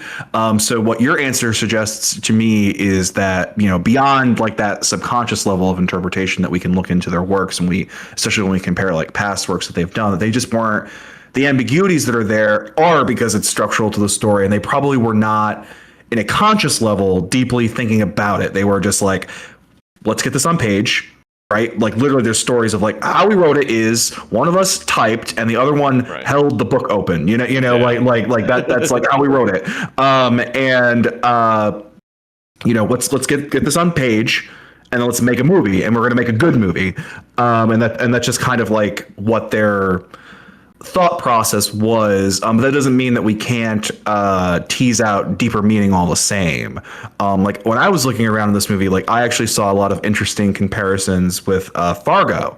I was gonna fuck you, I was gonna get to this. I had a whole thing we can come back to it because we're still like discussing the plot. I had a whole just to Fargo, Yeah, because structurally it is a little bit similar to Fargo, right? It's like a complicated murder mystery set in like this like interesting locale, and like our main character is like a law enforcement officer, who's like in like an interesting like life place. Like in Fargo, it's kind of like I'm a woman and I'm trying to prove myself in this earlier juncture in my career, whereas in like No Country for Old Men, I am an older gentleman contemplating retirement, and like how the events of the story like catapults those decisions like as a result.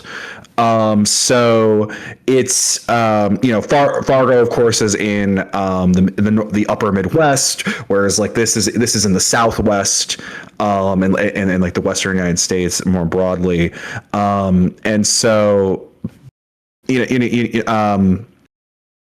those are the comparisons I can think of off the top of my head. But yeah, there's a lot of like interesting little like structural comparisons that can be drawn there as like a possible precedent to like what they were trying to do with this movie. Yeah. The whole thing is like you have Fargo, their earlier work, where the protagonist is Frances McDormand, who, like you said, she's pregnant.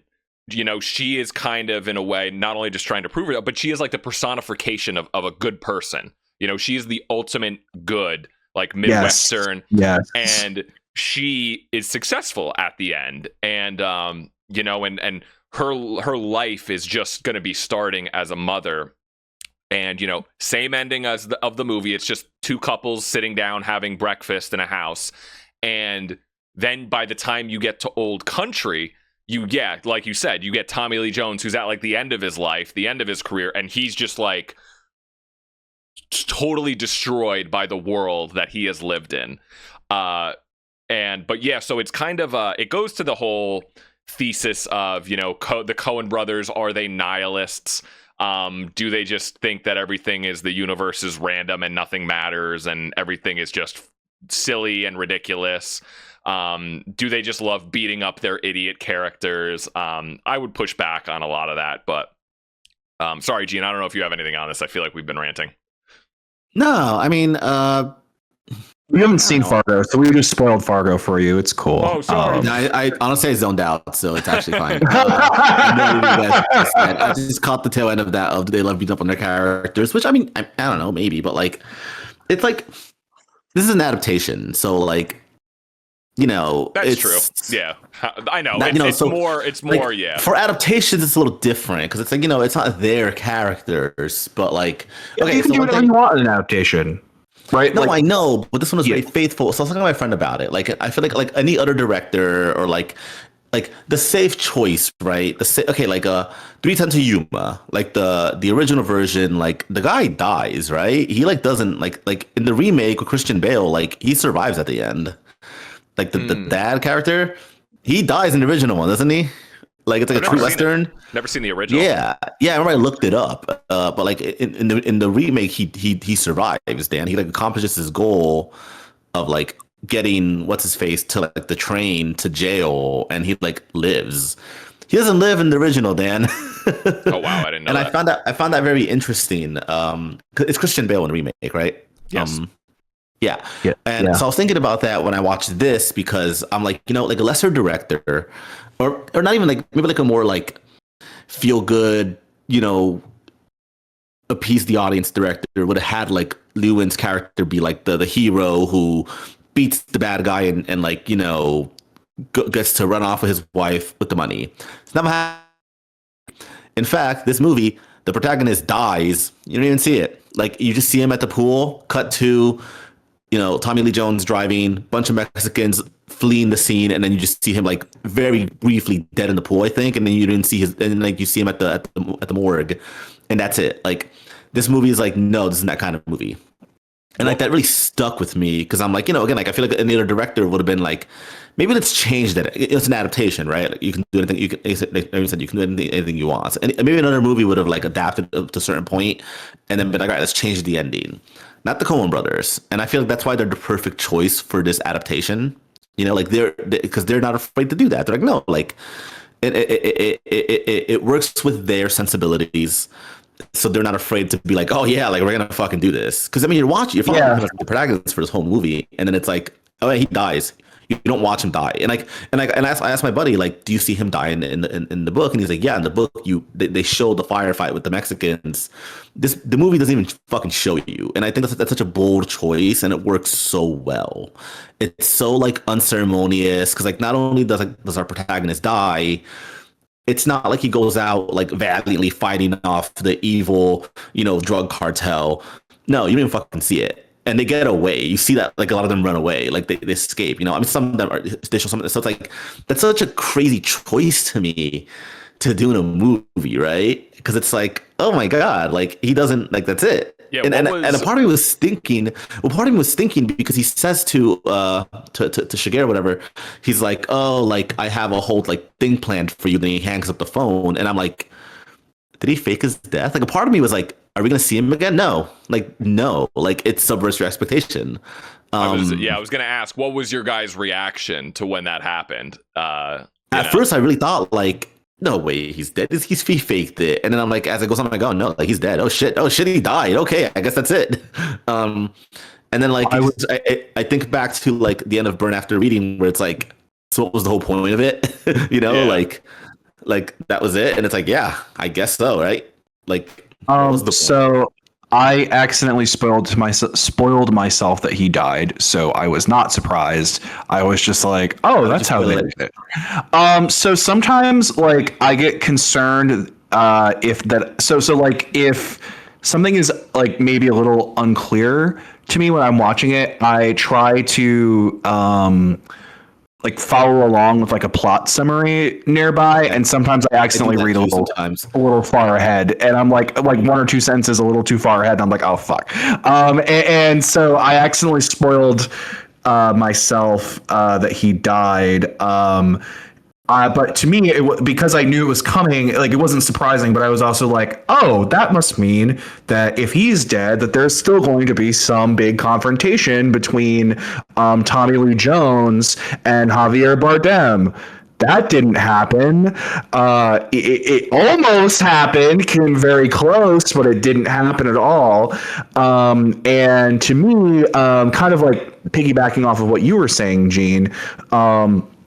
Where we have kind of like this perfect marriage of like this Coen sense. We've been calling it nihilism. I'm not sure if that's quite true, but generally like this like darker, wryer sense of humor that the Coens have, and their a certain kind of treatment of their characters throughout their movie, and we're marrying that to what Cormac McCarthy's broader like project as a writer is, where he's very interested in like the deconstruction of the West. Cormac McCarthy is kind of saying, yes, the American West is, and the things that we did out there as a people and as a nation, irredeemably evil, irredeemably this like deep nihilistic force of like greed and libidinal violence, and imperialism, and that's just something we have to sit with and deal with, and you can't redeem it. You can't talk yourself around it or out of it. There's no papering it over. That is what it is. This is like very much what Blood Meridian is about, and it's kind of in the background what this is about, and we're marrying those two things together to create to create a film such as this that has a villain like Cheeger. I keep saying Krieger. Krieger is the Archer character. It is this is Cheeger. This is Lucky Yates. Yeah. Lucky Yates. It has a villain like Cheeger, and has a perpetual rhythm of constantly subverting our expectations. This isn't a standard Western. There isn't this great team up of characters. There isn't this glorious shootout at the end with like this very like satisfying resolution. We are leaving the mythical West behind, and we are tearing that up to reveal what has replaced it, which is modernity. Right.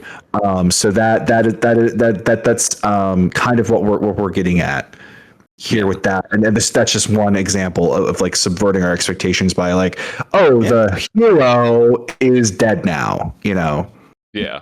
Also, like, so Woody Harrelson's character, he finds this the case of money, but he doesn't take it, right? Like you see him go into the hotel, and he doesn't have it on him, and he tells Shigeru that he knows where it is. So it's like, yeah, he never claims it, and I don't think Shigeru ever finds out where it is. Like, it's just still there. He does get Shigeru does get the money. Does he? Did I miss that? Yeah, it's subtle. I don't think I picked up on it the first time I saw this too. But when what's his name? Oh, such a great piece of storytelling too. When Tommy Lee Jones goes back to the motel.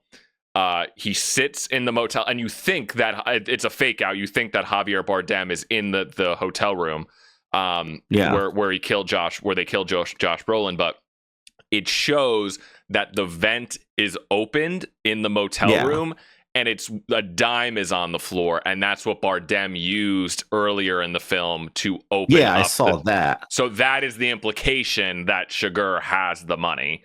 Because I didn't think that Josh Brolin's character grabs the briefcase again and puts it in that. Yes, okay. A lot of that stuff. That's where people say a lot of, yeah. Yeah, and that ties to the ending when Sugar is like, I'm gonna give you this money to the kid, to get the kid to like buy the kid's silence and to not call the and to like leave him alone and let him Yeah. go. He's like, that's why he's comfortable handing out these huge things of cash to this kid Yeah. to buy him off because he has the money with him, and that's like small potatoes compared to the amount of money that's in there. Well, I My also headcanon is that he dies. His body would go into shock. Like he would not last long. Part of my There's theory a is word, there's a word for it. What's it called? There's a word for like when your bones stick out of your body. Like there's a word for that. shock. I mean, yeah, no, you're right. No. There's like a for that exact type of bone breakage. Like there's a word for it. I forgot what it is. But like he would go into shock and die. Yeah, Like he's not living through that without medical care. Like so, my headcanon, I go, he dies. Like there's no way he's gonna fucking die. You can't just go into a pharmacy and patch yourself up with that. yeah. My reading of also, like you said, with giving the kids the money, it's also part of his code of no, I'm giving you. You need to take the money. Like that's his code. Like Yes, no, that's true too. it Both can't are true. just be Yeah. that you're doing a good deed. He can't accept that. I need you to take this needs to be a transactional thing. Yeah. Yeah. Then we get to the right, and then this leads us into when he kills Carla Jean. Yeah. Yeah. Keep it up, Carla Jean, or I'm gonna take you in the back and screw you. But he has the confrontation. We mentioned that she points out that he tries to say, "Oh, this is not me doing this. This is just the coin and fate, what have you." And she like rightly points out, "No, this is you, the only one that is doing this. I'm not going to play your game." And the visual storytelling of he walks out of the house and checks the bottom of his boots because we established early on that he doesn't like to get his boots dirty. Changing his socks and whatever. So the implication is that he does kill her. I mean, why would it? There's no like he would like his character would not let her live. Like it would make no sense for him to let her live. So he made a promise. It's his code. And she refused the coin toss. Yeah. So but yeah, and then what was your guys' reaction to that whole? And then when he gets into the car crash, did you guys? I love the car crash. That was so funny. I thought the bit with the boots was so good. Because I was like, those motherfuckers, like just like just a very good piece of storytelling that you don't need to show him doing the killing. You can just show him cleaning himself as he's leaving. You kind of just know what that means based on like previous events that we've seen in the film. Very good like economy of a shot and storytelling. The crash, I was just like, it's crashing time. I just thought I don't know. I'm just like, oh, this is how the movie ends. It's so Coen Brothers. Well, it's also like life. Like, listen, you could be like the movie. Yeah, it's life is random. Like like you could you're just very good killer. You're good at your job. You're methodical, and then some asshole blew a red light. Yeah, no, like, it's and you see the guy. I was curious because like you see him out of the car, and they briefly showed the other car. And the guy's like dead. Like he's just like slumped over in the back, and I'm like, oh, that guy died. That's why I'm just like. That's why part of me is like, my headcanon is like, oh no, he does not live, man. Like you're gonna die from that wound. Yeah, it's gonna go septic or something, and you're gonna go into shock. You're gonna like the movie. You see him walking away, and then what you don't see is a minute later he collapses to the ground and dies. Yeah, that's like what I'm like. I'm just there's no fucking way. Well, yeah, I mean, but like I love that. I love that how it's like. Yeah, Dan, until he collapses because his body starts to fail him. I know, but like what's presented in the movie is that I think it also goes to like that he's not supernatural, like he is a human.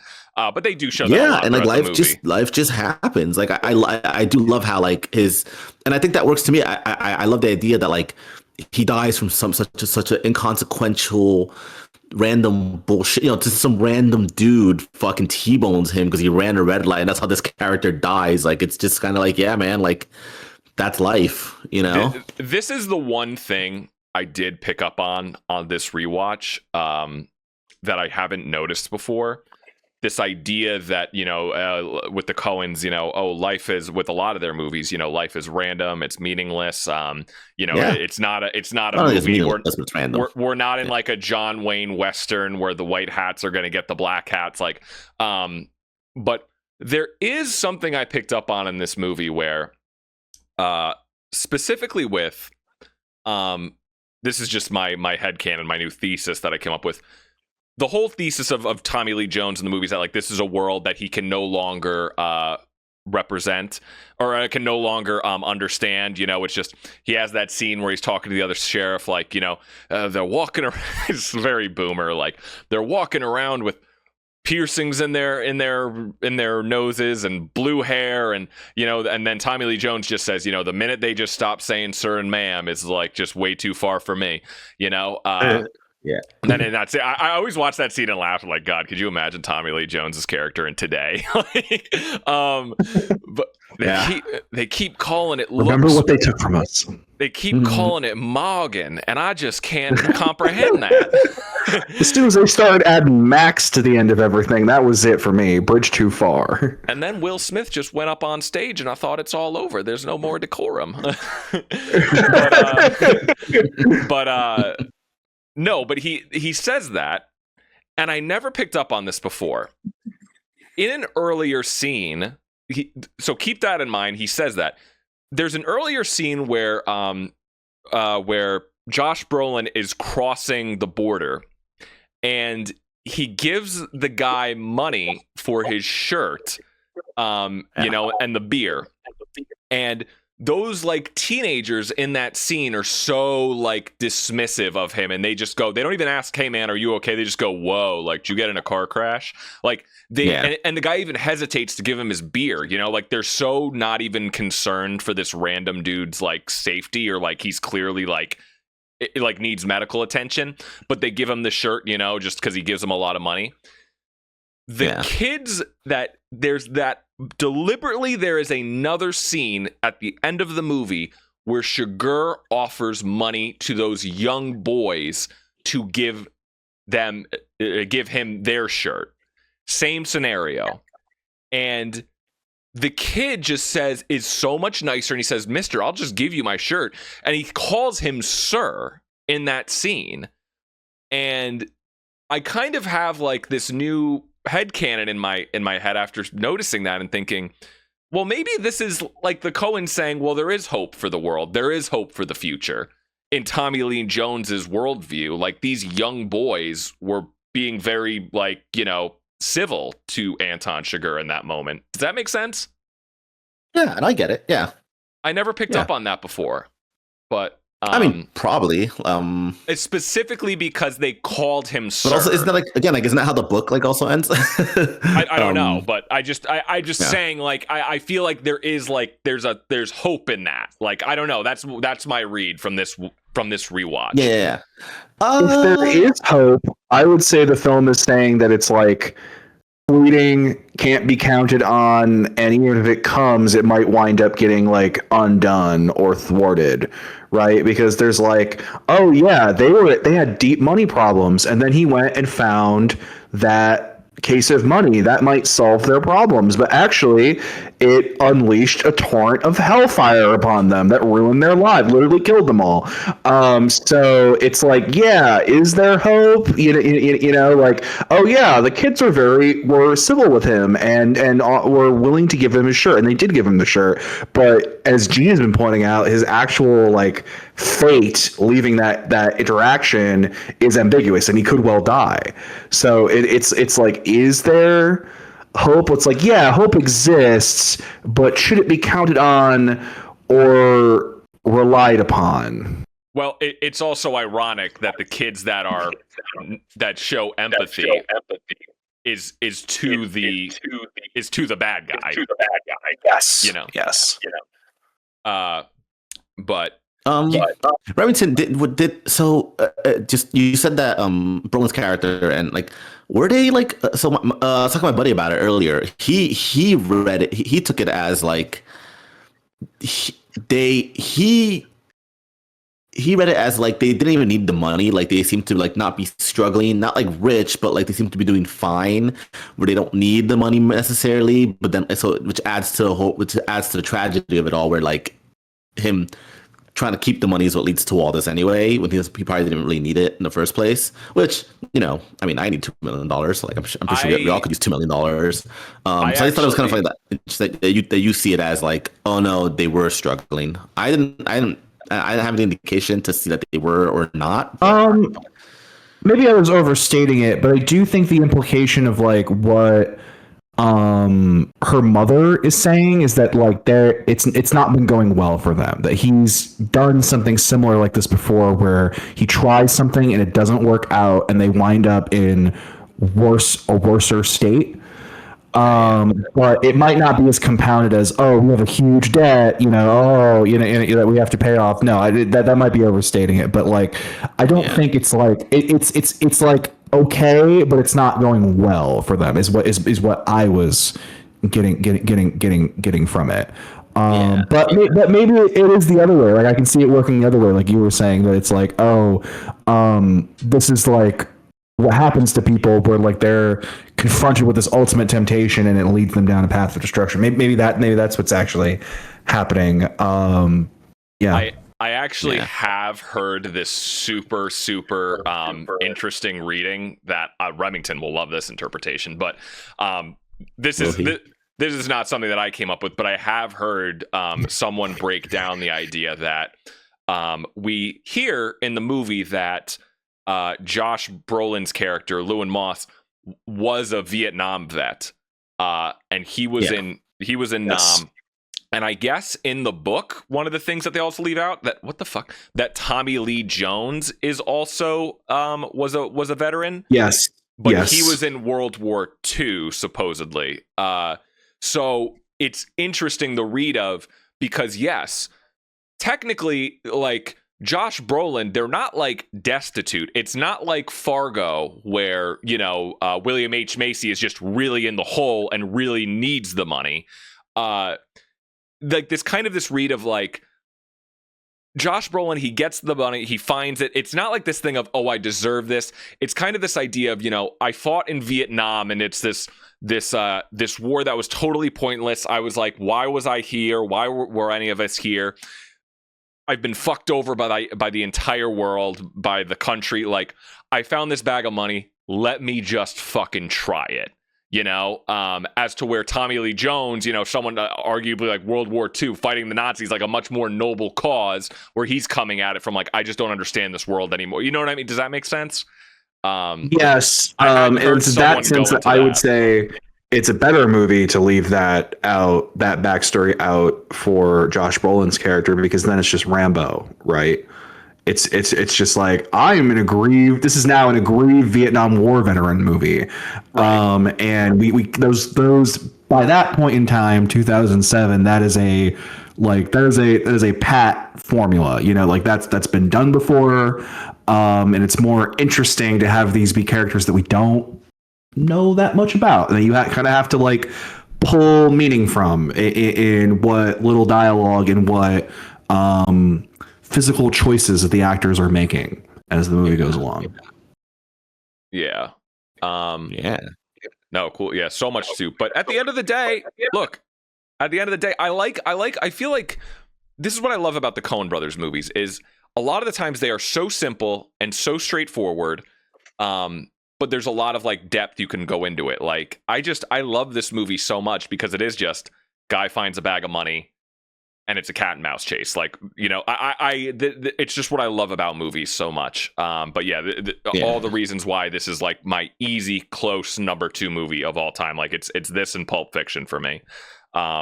Just everything I love about cinema. But I think, go ahead. In the standoff between No Country for Old Men and There Will Be Blood, which these two they did go head to head in the Best Picture race that year. I think I do prefer There Will Be Blood.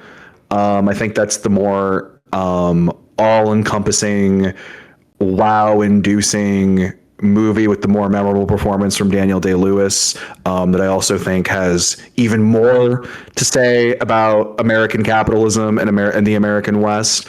But I still think this is a very good movie. And I can understand now that I've seen it. why you like it and why this is like consistently rated as like one of the best movies of the 21st century.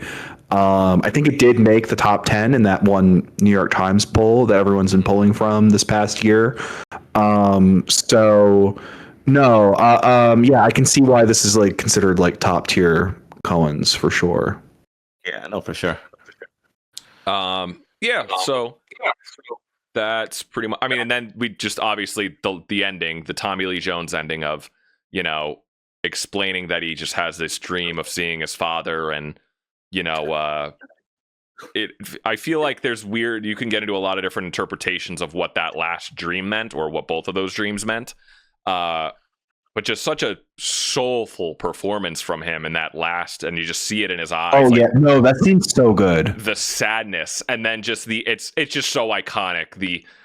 And it's kind of just this idea of, I don't know what if you guys have any takes on it, but kind of just this idea of roughly the dream is very abstract of, you know, he sees his father like in this campsite, like he's seeing the old world or what his dad like went through, you know, and just the idea of, oh, I'm older than he ever was, and just kind of coming to terms with that, and kind of thinking that he wants to just be in like a different time.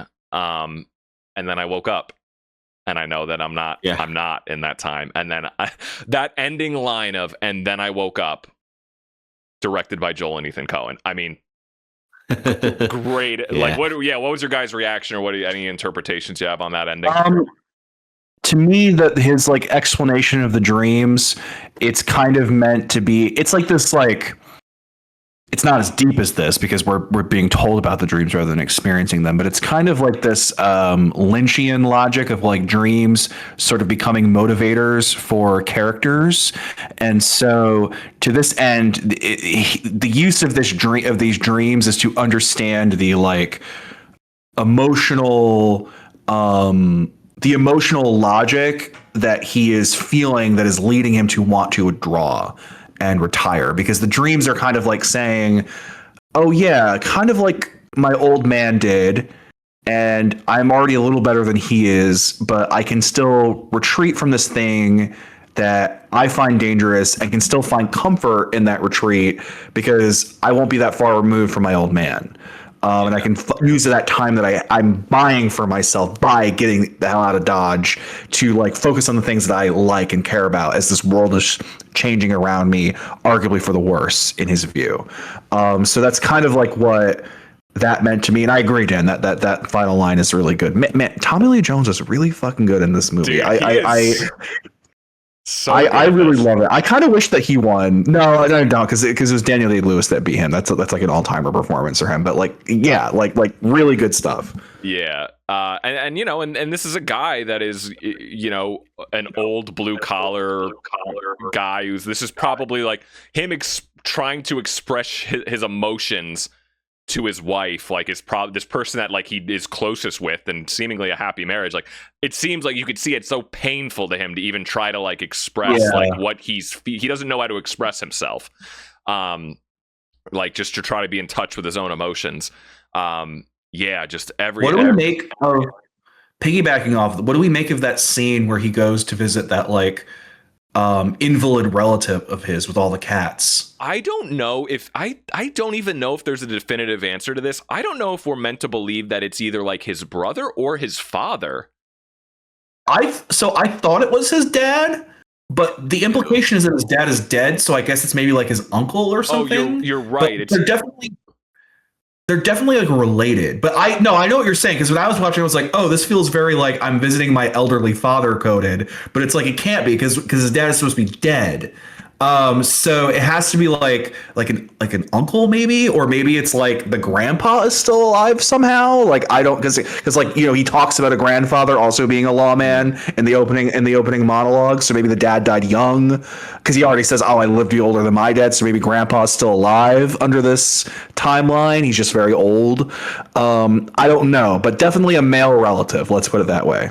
Yeah, no, that scene is just so, I just love it. It's just so quiet, the movie. There's so many quiet scenes. There's really not even that much action. There's only it's very minimal, the action scenes, but And when I love that every time to this day, sometimes I'll still have to be like, for this rewatch, I was like, yeah, I kind of need subtitles for this scene with their thick accents. But yeah, just in his voice, Tommy Lee Jones, like when he says it, he sips a cup of coffee and he doesn't even look at the guy. He's looking out the window. He just goes, I feel overmatched. Like you just kind of hear, like he almost sounds like he's going to cry. Like it's such a great scene and a great performance that he's, and then I guess you could say the point of the scene is that we're finding out that he is retiring from the force after this whole thing. But no good. Sorry, Gene. I don't know if you had any thoughts on this. I feel like we're hogging it. No, I mentioned earlier. I think a big part is when he goes to meet to speak to the relative. Like I thought it was his dad at first too, and then I'm like, I don't think his dad's alive though. And he has him telling the story about how the uncle died in 1909. Again, like I think it's just a trend. It just going back to like the sheriffs back in their time didn't have to carry weapons, but now they do because it's become a dangerous time. But it's showing like even back then in 1909, like it was dangerous back then too. Because this guy. So the guy's an invalid because he got shot on the job. Yeah, exactly. That's why he's in a wheelchair. It's always been dangerous. And then like again, the last thing he says to Tommy Lee Jones is like, you have to prepare for what's coming. And it's like Tommy Lee Jones is like, no, I don't think I will. Actually, I will retire. Yes. And I could tie it back into like, and then I woke up. Like I woke up from like maybe this idea or this dream that I can take what's coming. Like, no, I can't. I'm gonna collect my pension. Yeah. That last line always hits me. That and then just cut to black, and then it was so good. So I guess we can kind of wrap it up. We pretty much, I think we went over most of everything. Obviously this movie went on to win Best Picture. Fun fact that I just wanted to mention too. Not only was this movie head to head with There Will Be Blood of this year, crazy Oscar year, but they also shot at the same time at the same location. Yes, and at Skywalker Ranch. And they had Fun to fact. the crews had to like talk with each other to be like, okay, when are you guys getting this location? When are you getting this spot? Like, we're gonna shoot here at this day. But yeah, crazy. That like two of like the greatest modern movies of like American cinema are being made at that anyway. But so modern cinema. And at Skywalker Ranch of all places, like literally, like George Lucas's property, Skywalker Ranch is where those were shot. He's sitting there watching the takes like some good ass movies. Probably like Jar Jar Binks mug. Yeah.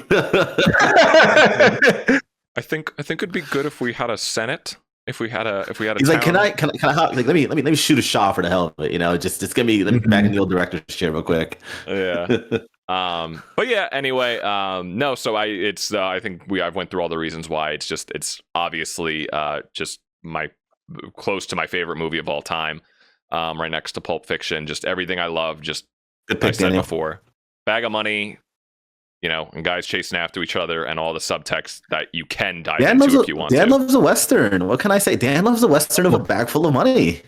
I do. I love Yes. also. I do love just there's the simple thing of like someone's got money. It's a very real. It's why I love Heat and just someone has a gun and is after you. Like it's all like it's very real things and then you can expand Even like on. Pulp Dan, did you see Crime 101? No, I'm probably gonna go see it this weekend. Yeah, It's not good. Sorry. I know. I might check it out. I don't know. Maybe I'll like it. But anyway, It has a good cast, but they're all underserved, and it's just very boring. Sorry Dan, to even say. Pulp Fiction, it's not a bag of money, but it's like it's a MacGuffin, right? It's still like it's still a briefcase of a light and like So, You happy? Marcellus Wallace's soul. Yeah. Oh, we happy. Yeah, probably.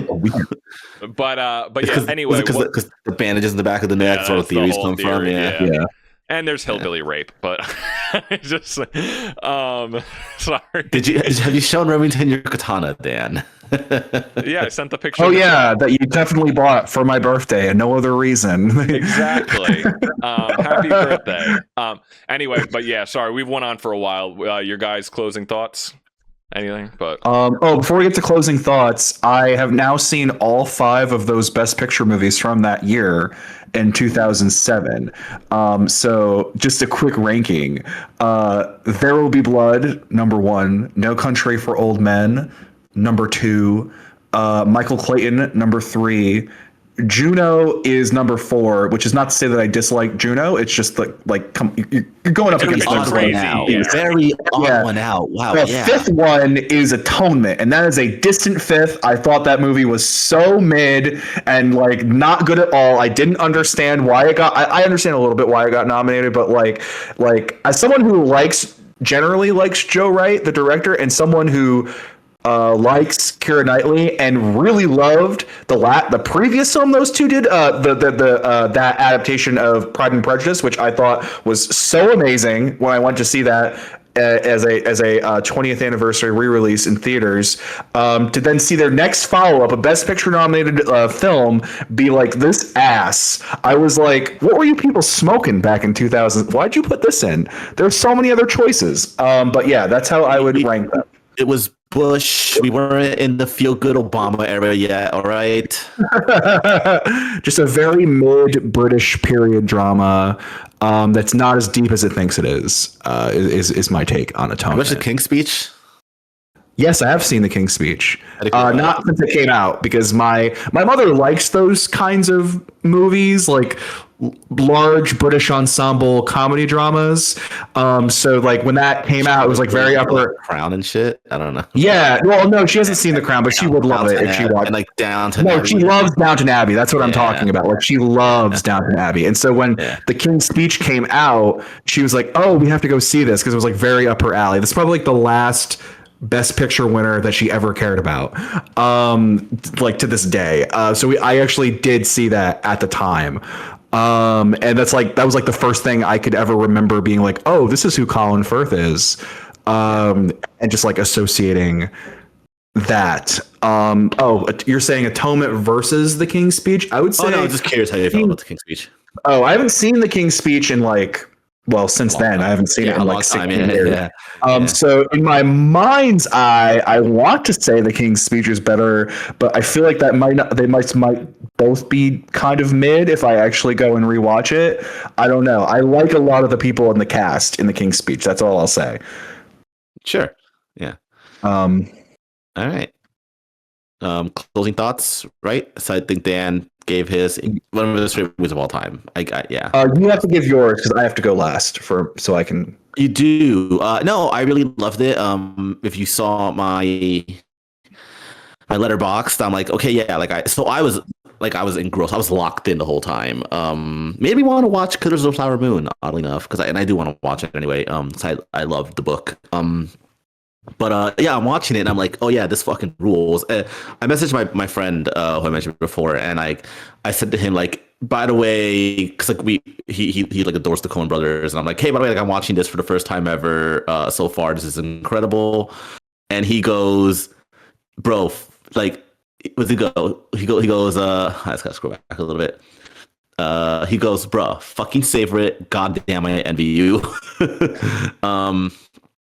And yeah, like I was engrossed, and like I'm watching it, and like it ended, and I'm like, yes, this is a 5 out of 5. But fuck me, this was bleak, and like, oh god, like, and again, but I'm interested in the way the execution, and so I didn't know what the book was about, and like I purposely made a choice to not read the synopsis of the book. This is before I even because I even thought like it's an adaptation, right? But maybe it's not as faithful, and I'm glad I didn't read the synopsis of the book because like, oh no, it's a faithful adaptation. So much so we're reading about it after. I was like, oh, this is like a very, it all clicked together for me. Like I said before, like, oh yeah, if there was someone to adapt this, it's the Coen Brothers. And like Dan said, I guess at the time people even said like, this is a Coen Brothers book. Like, did they write this book? So anyway, yeah, I really loved it. 5 out of 5 for sure. It's one of those it's one of the few movies where I watch and I'm like, yeah, everyone is correct about this one. Yeah. It's not, like I famously don't like Predator 2. I famously don't like Eddington. So what happened? Hey man, it would be boring if you're always with the consensus. Remember how much I hated Predator 2, Dan? So like, this is one of the ones where I'm like, No, yeah, everyone's correct. This movie has the fucking sauce. And yeah, good choice, Dan. I'm glad I watched it. I gotta watch Oh Brother because I'm generally curious how that works out as a Odyssey adaptation. You need to watch the Hudsucker Proxy. Yeah, I mean, I do want to. I want to watch Fargo. Like, I enjoy their movies. Yeah, It's a good. I need to watch Burn After Reading. I That's watched been yeah, recommended to me a lot. it's a good one. Yeah, What about Remington? Remington. Yeah, no, I also really enjoyed this. I think I can definitely like everything that Gene said. Like, I can see why this is considered top tier Coen Brothers. I can see why this is considered like a top tier movie for the 21st century. I was particularly taken since I've come to like the McCarthy writing style, and to see how that was like meshes with like the Coen's directorial style was like really interesting. I really liked the core performances. I also was similarly affected by that last line, Dan. That definitely hit with me too. I actually wound up giving this a 4.5 out of 5. I didn't quite go 5 out of 5 because I found some of the like weird like how it gets like weirdly muddled in different places, and the lack of clarity in some ways. I'm not saying I need everything spelled out to me. I was just kind of like, I feel like we're making some logical leaps here. And so I knocked it half a point, but I still think 9 out of 10 is a very fitting and strong score. So I like this movie. I'm glad we got to talk about it. I'm glad I was finally able to take care of like one big major blind spot in my cinephile repertoire as it relates to the Coen brothers. Yeah, cool. All right. Pitch. Remy. Yeah. So yes, it is my turn to pick. Yay. So kind of in keeping with what I've been talking about these last few months with my previous two picks, this new wave of picks is kind of being grounded in my desire to. So first I was doing like this exploration of genre, and now I'm trying to do an exploration of form. So first I had picked a silent film when we did the Black Pirate, and we talked a bit about like what it was like pre-sound in film, and like the what are the limitations of that, and what kind of art comes out of that. And then second, we had oh wait, no, that was my last pick. Yeah, so that's kind of like one way of doing that, and that's kind of like pushing it with form is kind of where I want to go with this. And so in keeping with that, when we look ahead, so obviously anyone who loves movies, anyone who talks about movies, you know, most of what you're going to be experiencing, most of what you're going to be talking about is going to be narrative film, right? A film that tells a story that is like usually a set of characters who are either like completely made up, completely fictional characters, or maybe they're based in real life, but you've made a story about them of some kind. A narrative film, it tells a story. Well, there are other types of filmmaking, as it turns out, and I want to take the opportunity to hit on another branch of filmmaking that we have not yet touched on. So I wanted to select for this March pick a documentary, because we have not done a documentary yet. And I was very interested in being able to discuss documentaries with you boys, because actually one of the highlights of my year each year as a cinephile is getting to see all of the new documentaries that come out from various like prestige tours, because to me, documentary filmmaking is like the real nitty gritty filmmaking. This is like where the real stuff happens. You know what like the really good editing is, where like the really good like direction is. You know that has really, that also is coupled usually with something that's like really interesting to think about and really interesting to say. So I kind of want to like get into that with you boys, and like what your relationship with like with documentary cinema is, and that's why I am going with my pick for March. To do that, I was like, oh, we're going to do perhaps something that's a bit topical, perhaps something that is highly regarded in the documentary canon. So for the March pick, to facilitate all of these little conversations and sub conversations I want to have, I'm going to pick the 1988 film Errol Morris's The Thin Blue Line for March. Okay. I think I've heard of this, but I've heard of it. I have no idea what it's about. I've never seen it. I've heard that title before. Yes, very famous documentary. Errol Morris is considered like one of the greatest documentary filmmakers around ever, you know. And this is a film that kind of, as the title implies, explores like natures of like police brutality. It's also very much about the death penalty. So yeah, we're gonna be doing The Thin Blue Line. Okay. I love by Errol it. Morris. Yeah. Okay. Fun. All right, well, that will be March. Yeah, it'll be interesting to talk about like documentaries and stuff like that. And, yeah. Okay. I like it. Yeah, because we've done. So I covered a silent film. I also covered an animated film. We did a foreign language film first.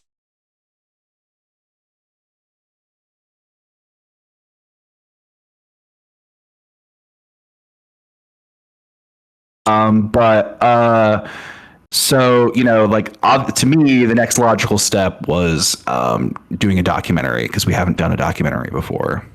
Yes. Okay. All right, love it. All right, well, that'll be March. Thanks everyone for listening, boys. Where can the people find you, Gene? I'm on Letterboxd as my J3N865, right? Yeah, let's say that. That's where I am. All right, Remington, and that's kind of it. Everything else is awful. Yeah, what about you, Remington? So I am on X, the Everywhere app, as at Angrier Every Day, because, you know, aren't we all? And there you can come and see me if you want, whine and complain about the various political goings on in our country, and also see me pontificate about movies and such.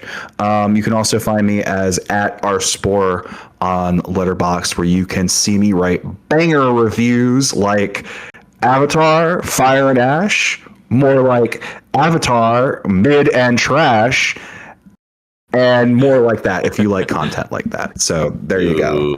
Boo. And, you should boo me. I deserve it. It's also my most liked review on Letterboxd. So, you know, who should be booed? You or me? Who's to say? What 5 likes, Remington? Actually, I have no idea. Yes. We're micro celebrities, Gene. We're micro nano celebrity. Exactly. Nano. We need to get some guests on here. I'm telling you. The story is fine. Make it happen, Dan. God damn it. All right. Well, you can find me at DanIvy99 on most things, Twitter, Letterboxd, youtube.com/DanIvy99. Like and subscribe. And thanks for listening, everyone. I love you all. We love you. Lay us out, Gene. All right, bye.